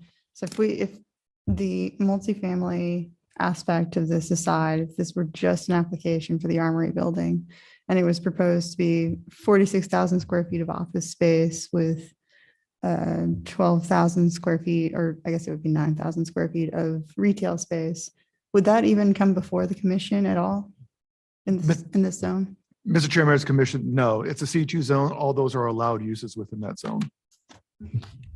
Mr. Chair. Please. So the biggest item that we're really looking at, and obviously the site as a whole is important, and you know, the parking aspect comes into play, but the piece of this kind of puzzle that's really triggering the CUP process is that obviously that PUD and the height exemption as well. Mr. Chairman, members of the commission, it is the plan unit development. It's the residential portion of this and the height exception that brings this before you. And Mr. Chair. Please. Just one more. So because of this historic aspect, I know it's not in a C2DH zone, but will it go before any sort of historic preservation committee or anything like that? Mr. Chair, members of the commission, it will not go before the Historic Preservation Commission because it is not an historic district. The Armory itself is not in a design review overlay. It's just the apartment building next to it that is. Thank you. Mr. Chair. Yeah, please, John. Question for staff. Reference the EPIC ACHD report from last week. That was wonderful. How can we recreate that, to Commissioner Danley's question? Specifically, the applicant sounds like they're willing to obviously impose or construct whatever ACHD calls out in that report whenever it comes. What's the status of the city communicating our vision to ACHD on this, about this is what we want this neighborhood to look like, streetscape wise? Mr. Chair, members of the commission, the city and the highway district are having ongoing conversations on streetscape and road design and these type of design features. It's an ongoing discussion that the city and ACHD are having on this. And we hope that maybe they provide another stellar staff report like they did last time. And that is our plan. But we are always working with them and expressing our desires. And they're more than willing to hear us out and work with us on that. Thank you. Mr. Chair. Commissioner Finbrock. I just had a quick question. What type of protections are offered if you have a National Registry label? Or, I mean, we know that this, the Armory building is on the National Historic Registry. So what type of protections does that offer? Mr. Chair, members of the commission, nothing through the city that I know. There might be something through SHPO SHPO might get involved through the state historic preservation. I am not an expert actually on that, but I know the city doesn't get involved in when something's on the National Historic Register. Mr. Chair. Yeah, please. But if it was like a National Historic Site, it would offer more protections. Do I have that right? Mr. Chair, members of the commission, as far as I understand, being on the register gives you certain benefits and bonuses on maybe tax exemption or grants or things of that nature if you're trying to redevelop or improve the site. But maybe somebody else might have a better idea. I just don't know what exactly it entails. Mr. Chair, I believe in our experience, Janelle, that's not there are no city protections if something's on the National Register Historic, but the EastEnders the neighborhood might know better than that, but that's my understanding. Okay. All right. Thank you. Mr. Chairman. Commissioner Daly. This can be answered by Mr. Moser or Deanna from the Neighborhood Association, but I believe, correct me if I'm wrong, the intersection of Reserve and Mountain, right there where the park is that isn't that not a pedestrian hybrid beacon? Is it a full hawk? I know it's also the fire department there, though. I'm getting a lot of up and down nods, so. Yeah, Mr. Chair, I know please. the neighborhood well. I can answer that. It's a light actually. So yeah. Head crossing, yeah. Yeah. PHB, just though, for it's a right. full stop. Yes. Yep. Okay, thank you. Okay. Okay. I have a couple questions. David, question for you. Can you confirm for us, I believe the applicant has started the process to consolidate the two parcels into one. Is that correct? Mr. Chair, members of the commission, that is correct. There is a record of survey for the parcel consolidation. It has been approved, but it has not been finalized. A condition could be added requiring that be done before building permits. Okay, terrific. Thank you. And then a question for Deanna or Greg from the Neighborhood Association. Greg, during your testimony, you mentioned the Neighborhood Association looking for some sort of a mechanism to sort of keep in check what the developer's proposing on the property. I'm paraphrasing what you said. I guess I'm a little confused by that statement. We have a DA on the property. You've had multiple, had multiple meetings with the developer here. The zone. You've seen concept imagery regarding potential uses for the Armory building itself. So could you maybe clarify a little bit for us what you're thinking you might want to see for another mechanism? Yeah, hi, I don't know. Hi, guys. When I went through 2 days ago, when I was typing up the allowed uses and found 70 of them, I found what I would have considered at least a dozen that were not appropriate for a neighborhood activity center. And, I had some discussions with David, and he had even mentioned to me that he had thought that there was one or two that may not have been appropriate for a neighborhood activity center on the phone. So that's really what I'm coming from. If you go down that list of 70, we know that the bikini bars and the auto shops and the bus stations, but halfway house, I don't know. I just think that it's so important with the Armory and the neighborhood activity center. We're accepting 200 units, okay, on a site that I don't know how many planners or architects we have on here. It's a big block on that corner, okay. We just need we feel that we need to go through that DA and go through the 70 with the developer and the city and say, come on, guys, we can make this work. Okay, thank you. Mr. Chair, I got another follow-up for the neighborhood. Greg. Yeah, please, Commissioner Mooney. Yeah. So regarding protection of the Armory, then in the written testimony from Ina, the request is for us to condition the application to require a historic planner to come forward. And my question is, what would that historic planner and what would that plan serve to do? Well, we have I'm not on the historic preservation side of it. I think that's a good question. Well, I'm referencing your application or your written testimony from Ina regarding. I'd have to pass that to Deanna. I didn't write it. She's standing right behind you. So first, our apologies. We prepared a 20-minute presentation for you thinking we were going to have 20 minutes learning. We're only going to have 10. So you didn't get all of it. We do have a couple people in the audience who are going to speak to that, but specifically to your question, John, the historic preservationists, and I think you also saw it very well in Preservation Idaho's testimony, there's lack of any mitigation. And one of our greatest concerns is the developer has tried to continue to provide some sightline of the what we call the north side or the Avenue H side. That really is a significant part of the building. And today you can see it from the neighborhood, and it's part of the neighborhood. It will be lost. It will be swallowed by this building. So we're concerned about just losing that, period.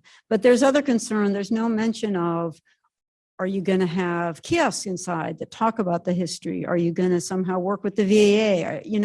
Those are the types of things, and you'll probably hear more later, but there are many types of things that would be considered mitigation.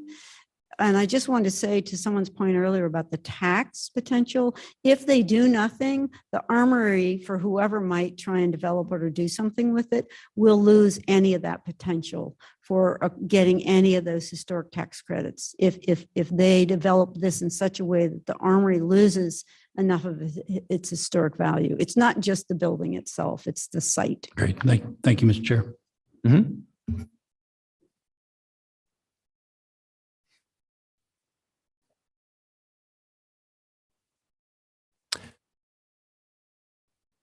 Sorry. Mr. Ostro, one follow-up question on my last question to you. So do you feel, I mean, we've noted your overarching thoughts regarding the uses, and I think we all have a kind of a picture of what we don't want to see happen with the armory. If this body were to add a condition tonight to give a little bit more direction to the developer regarding the armory building, do you feel comfortable with the testimony you've given so far, or do you feel like we need to get a little bit more specific about the uses that are allowed within the zone that we would like to, you'd like to verbally specify you don't want to see with the building? Well, that's a good question. I don't know what the verbiage of the condition would be. One concern, and this is not the Alpha Development's fault. The neighbors have really gone out of the way. We have a lot of very concerned neighbors with the armory, not me. So I'm just going, and they have offered a lot of suggestions for local people to take the armory and try to do something with it. It's a tough project. We all know it's a tough project. And, they're apartment developers, and they've even said so, and they're good guys and they're good apartment developers, but they basically told us, wait, let us get the apartment approved and then we'll talk to you about the armory. And so there is a, you saw Eric's presentation. There's quite a few people, not me, that are really want, I'm being honest with you, that really want to become a part of this. But I'm not sure if you have the authority to even do something like that. Okay. Thank you. Okay. Thank you. Okay. All right. Any other questions, gang? Okay. All right. Thanks, everybody. We'll go ahead then and open this up for public testimony. I've got a couple of folks that signed up ahead of time, Gordon Trounson and Chris Cook. Come on up. Podium's free. You'll have 3 minutes to testify, and please start with your name and address for the record.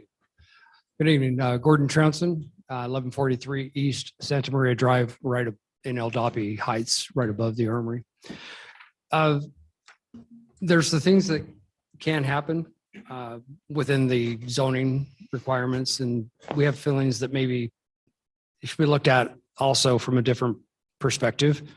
This proposal is within the limits of the height, 45 feet, with the exception of the elevator towers. It's within the density when you combine the two lots together.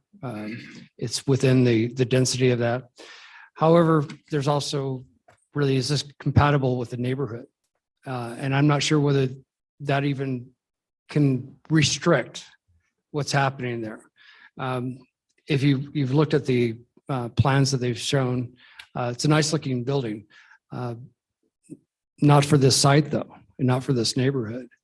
What I'm saying is it's like a big box warehouse that's plopped down in the middle of the neighborhood that has nothing like it around. It's the only one that pops up and has a true presence. Again, nice looking, but as a neighbor looking down on it, driving by it every day, it's a large building. It's a large footprint. And I don't know if there's anything that could be done that would reduce the size or the height of that, because it's within the zone. I'm not sure. I just don't think that it's that compatible with it. Also, do have a concern with the traffic study. There has been no official traffic study on this yet in years. It's in the process of being so. I really do feel that if we approve this or deny it tonight, but if we approve this tonight, that we're really getting the cart before the horse on it. I really would like to see that. There's all sorts of things that are brought up in that that are brought up within that study, as far as mitigating the traffic. But the reality of it, this many people living in that area is going to have a huge impact on the traffic. I mean, whatever it shows, and again, I don't know how you're going to balance that out or what you have to look at, but would really like to see that we do have that study before we do proceed any further. Trying to think what else. Traffic density. I just appreciate tonight. It's been great working with Dave and with the staff. We've also reached out to the developers that Perhaps we can get them up to our home to look at it and get a perspective from our neighborhood. It'd be great to visit the people that live right down next to it, et cetera. So, you know, and also that there was new information that was presented here that was not in the package, which is good information, the uses of the armory, et cetera.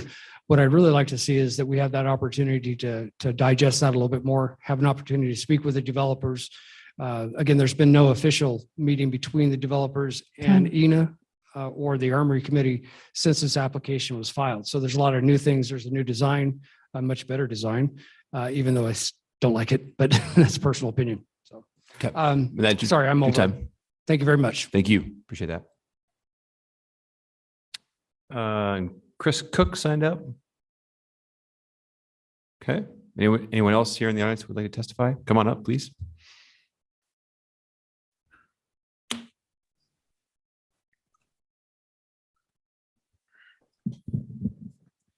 Thank you very much. My name is Josh Kuntz. I live at 2683 North Peregrine Place.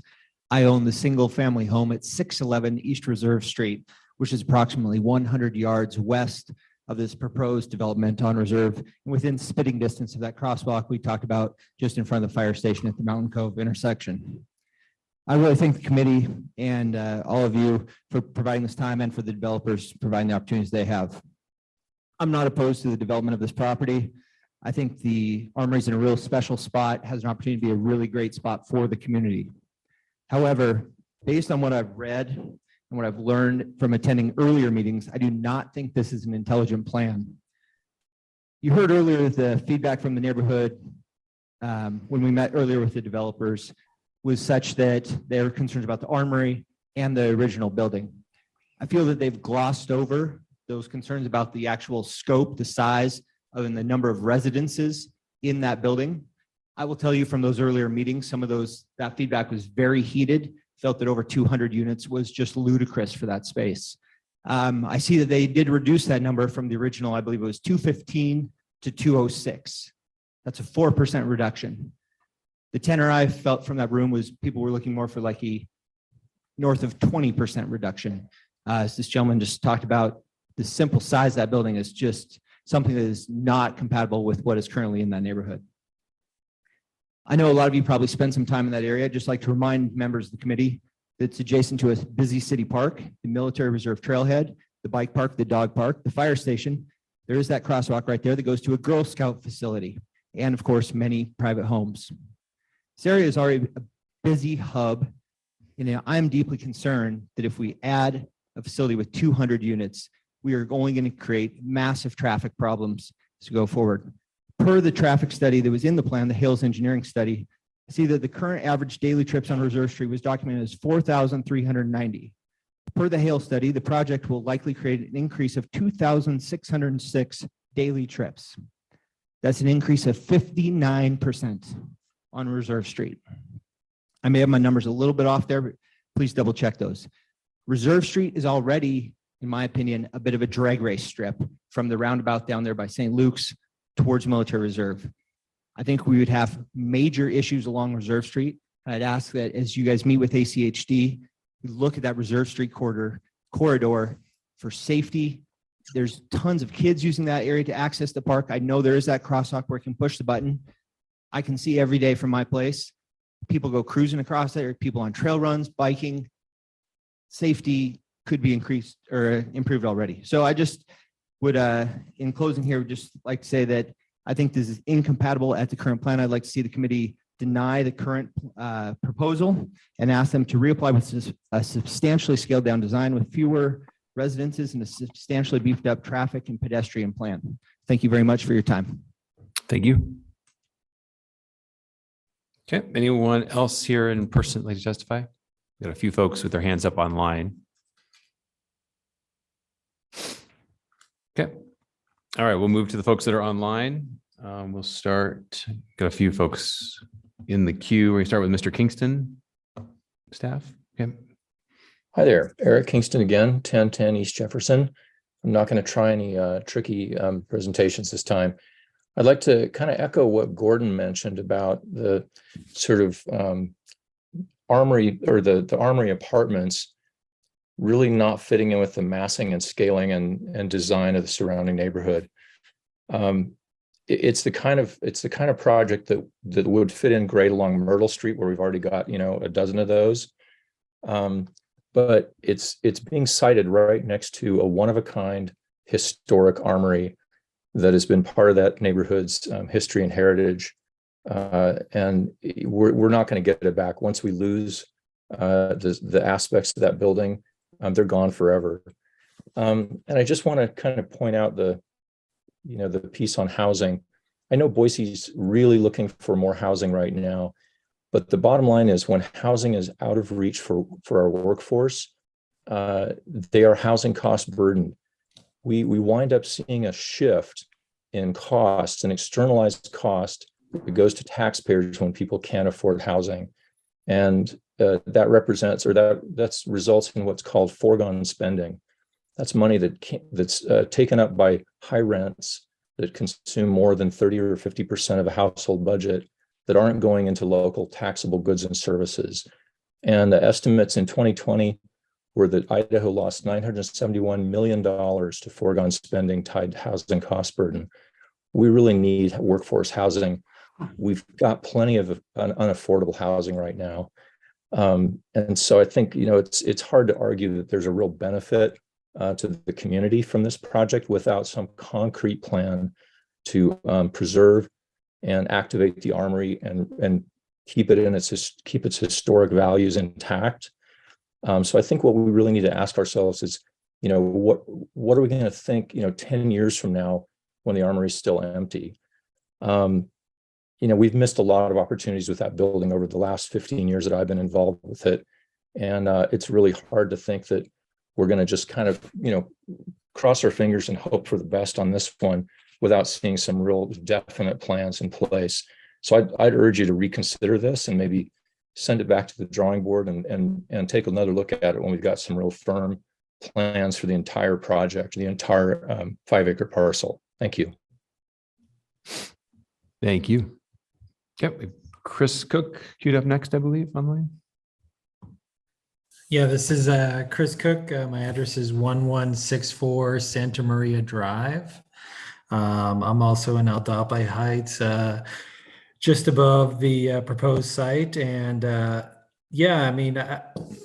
think that the proposal it would be a great addition to the neighborhood. I'm not really super concerned about the density. I think ultimately that we need developers to build more housing in Boise, and the less housing that we build means that prices are going to be higher, and we do need more supply, and supply is going to lower prices. And so I think this would be a great project for the neighborhood because frankly, the armory site has been sitting vacant for so long that I would hate to see this thing pushed off and then we go into a recession and then another 10 years down the road, we still have nothing at the site. And so I think what the developer has proposed looks great.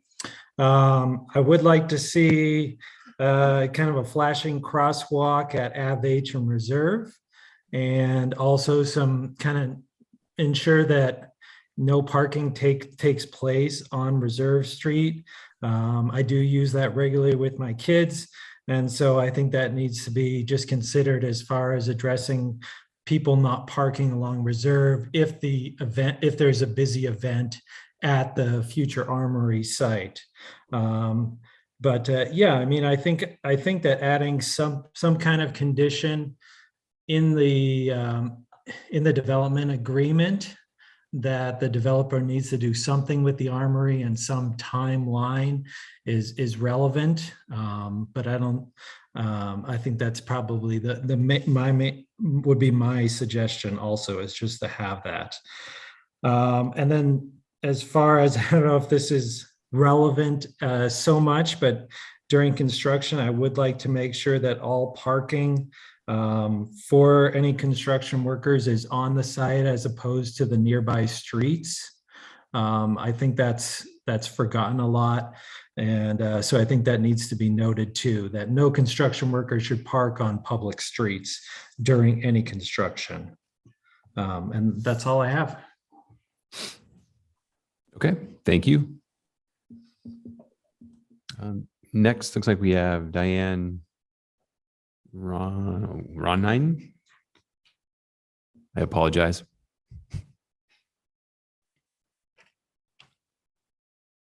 Diane, looks like you're muted.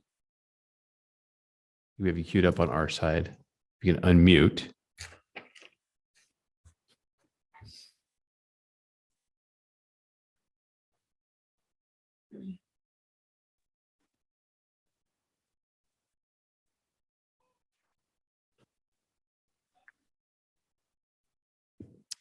Mr. Chair, they are unmuted, or they were. Yeah. I have her up twice. Do you have her twice too? Okay. Diane, if you are speaking, we can't hear you. Looks like you're muted again now. Perhaps we'll move on. Diane, we'll maybe move on to the next person in line and we'll circle back to you in a minute. I think the next person we have is Sheila Grisham. Good evening, Mr. Chair, and good evening, Commissioners. My name is Sheila Grisham, and I live at 1204 East State Street, Boise 83712. I am currently the president of the Easton Neighborhood Association and have been involved in this application process, the neighborhood meetings, and meetings with Alpha Group. The Armory building at 801 Reserve was built in 1931 and is on the National Historic Register, which makes this beautiful building worthy of preservation. The East End Neighborhood Association and the Armory Committee members have had several meetings with Brad and Dustin at Alpha Group, and they have listened to and responded to our concerns, with the exception of one, the Armory building itself, but that development would come later. The Armory has been identified as an activity center in the East End neighborhood plan, and Alpha Group has expressed interest to do so. However, there are no actual plans in place to date. Our concern is the longer this building sits vacant, the more likely the building will fall into disrepair. Should it fall into disrepair, the higher the possibility of the Armory being demolished by neglect, and this is not acceptable. We would like to request written language to preserve the Armory in detail, to expand and include verbiage surrounding all future maintenance, stabilization, repair, rehabilitation, restoration, preservation, or construction of historical resource to be conducted in a manner consistent with the Secretary of Interior standards. Part of the Secretary of Interior standards would include that any new additions, exterior alterations, or related new construction will not destroy historic materials, features, and spatial relationships that characterize the property. As the plan of the development stands now, the project crowds the Armory and does not provide enough setbacks. How will this impact the Armory and its status on the National Historic Register? Not to mention the close proximity of the new building to the Armory. What precautions will be taken to ensure damage is not done to the Armory during construction? We know that housing is needed in Boise and that this area will be developed. Ina is asking that you make sure the history of the Armory building be preserved and acknowledged, and honor its place on the National Historic Register and in Boise's history. Thank you. Thank you. Oh, okay. So I believe that's everyone. Okay, very good. Okay. All right. I think that's it for all of our testimony. We'll go ahead then and no. Mr. Chair, Okay. she's changed her mind. Hello, can you hear me? We can. Hello. Hi, Mr. Chair, Commissioners. My name is Cindy Montoto. I live at 718 East McKinley Street, and I apologize in advance. I'm quite ill this evening and was planning on being there to testify, but I'm going to do my best to get through my next couple of minutes. I currently serve as vice chair on the city's Historic Preservation Commission, and I'm vice president on the ENA board. However, I'm speaking tonight on my own personal accord. And to confirm the discussion of the commission earlier, there are no protections for the Armory site with national registry status. An easement would provide some level of protection, but alas, it does not currently have that. And Commissioner Blanchard had asked how many sites you can put 200 units on in the city of Boise. And the question really should be, how many historic sites can you put 200 units on in the city of Boise? And the applicant had also mentioned in his testimony, maintaining and creating a sense of place. And a sense of place is historic preservation verbiage. The commission really needs to consider the history of this place, since this project will not go before Historic Preservation Commission. Preservationists often talk about a community sense of place in relation to creating, identifying, or enhancing the sense of place of that site. Consider landscape, purpose, sounds, location, etc. I live just to the south of this project, and traffic is critical. Myself and many of my neighbors are deeply concerned about this, and I personally met with Chief Weiniger about the enforcement of the speeding on the Jefferson-McKinley corridor twice since Halloween. Today, Officer Shem Riley was out pulling cars over, clocking in at above 34 miles an hour, and we are a residential 20-mile-an-hour street. This is a bigger conversation that really needs to address traffic, historic preservation mitigation, and the uses of the project referencing the development agreement. Please defer this project versus conditioning it until the applicant can address all of these concerns. As you well know, conditions are very difficult to oversee and enforce. Thank you so much. Thank you. So do I understand? Okay, I believe that's everybody that we have, or staff. Am I off base there? Mr. Chair, both Dianes have the opportunity to speak if there are more folks there. Okay. So if one of the Dianes would one's unmuted. Okay. We can see, yes. Hello, do we have someone else there under the Diane name that would like to testify? Allison, you're unmuted. Oh, well, hello. Can you hear me? Yes, we can. Okay, great. I'm Allison Uten. I live at 822 East McKinley. I'm not sure why I'm being identified as Diane, but this is Allison. I live at the corner of Avenue H in McKinley. I don't have original thoughts to add to the conversation, but I want to share them for the record all the same. As has been mentioned, ACHD has not formally commented on this project, but two different ACHD engineers and planners have expressed concerns to the McKinley neighbors about the absorption of traffic from the development onto the McKinley and Jefferson corridor. I respectfully disagree with the applicant's response earlier to the commission's question about the traffic impact study scoping memo. In the report that I saw, ACHD looked at Reserve and they looked at Avenue H to Logan only. So if the material I got is the most recent, then that would mean that Jefferson, Warm Springs, and McKinley were excluded in the report that I saw. And as Cindy just mentioned, we have well-documented existing traffic issues on McKinley that involve several other law enforcement agencies as we try as neighbors and as a city to mitigate.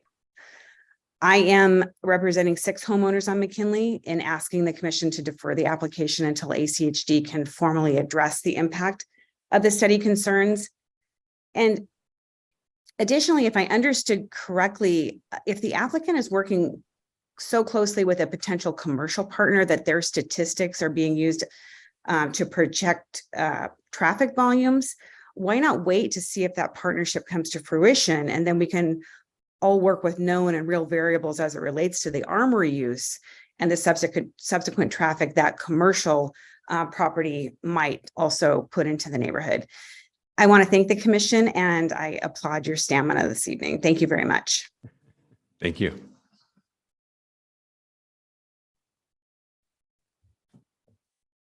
Okay, at this point, I think I'll check and see if there's anybody else on the Dianes that would like to testify. If you have your virtual hand raised, you can unmute now.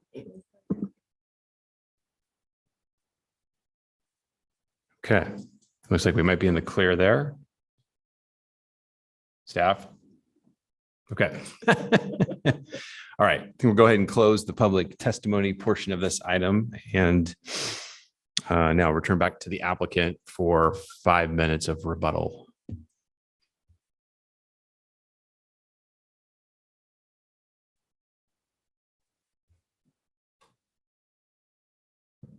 Mr. Chair, Commissioners, thank you for your time. We certainly appreciate the passion that neighbors have, and we appreciate the passion of the Armory building. I've told the neighbors this a couple of different times. One of the major reasons we bought this property was because of the Armory building. If you haven't been in the Armory building, the first time you go in the Armory building, you fall in love with the Armory building. I pay gobs and gobs and gobs of money to do board form concrete on new projects because of how cool it is, and it is in this building. The wood barrel roof is in this building. I know that this is anecdotal and means nothing to you, but my business partner would tell you a property called Sink in Salt Lake had a 4-story central warehouse. I'm happy to send all of you photos. We cut the back half of the warehouse off to make certain that we could preserve it and provide parking for that space to become something. We spent $3 million on a historic building that was not on historic registry that would have been far easier to raise. The protections that this group has, I can't raise this building. It says it in the DA. I can't raise it. I can't make substantial changes to the exterior of this building. What I don't know is my timing. If you guys approve this tonight, I have an idea of what my timing looks like. I have an idea of how quickly I can provide building permits to the city, review them, construct a building, and I have an idea that I can tell a tenant in April, May of 2025, I will have 400 parking stalls that if they're ready to open their doors to use some of those parking stalls, great. If I don't get that approval, I don't know. And so I've got a little bit of a chicken and an egg. The 70 uses that Greg talked about, we could go through all of those. I'm sure some of them probably aren't appropriate. I know the ones in the DEA that was agreed to long ago before I was involved, and frankly, when many of the individuals here tonight were involved, there was a list of noxious uses that were prohibited. I have zero interest in any of those noxious uses inside of the C2.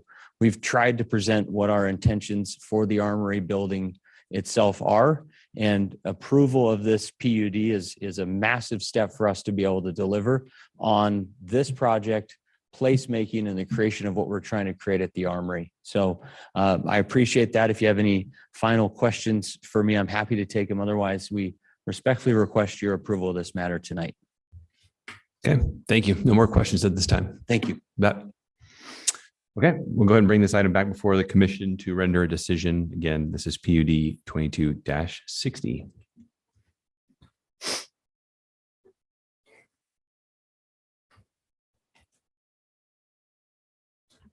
Mr. Chair, Commissioner Moore. I move that we approve PUD 22-60 with all the terms and conditions for the reasons stated in the staff report. Second. Okay, great. I have a motion to approve. Sorry, it's getting a little late.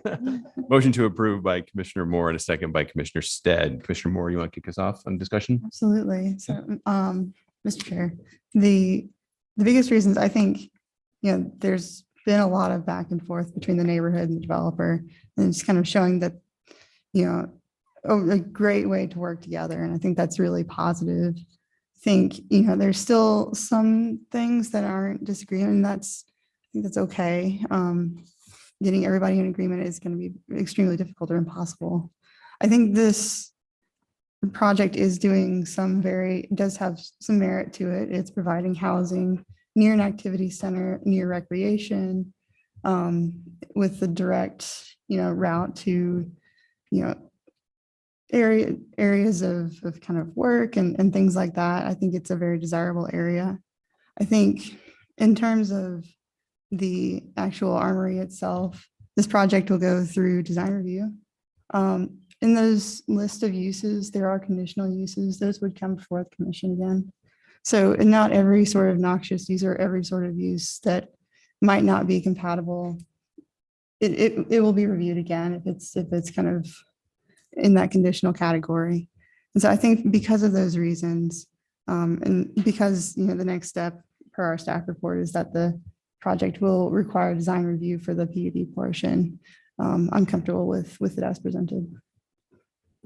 Okay, thank you. Mr. Chair. Commissioner Stead. First, this is such a great spot for housing, for multifamily housing. It is walkable to almost anything you want to get to in Boise, to jobs and grocery and downtown. It's a great spot for housing. I am at ease that the development agreement protects the building.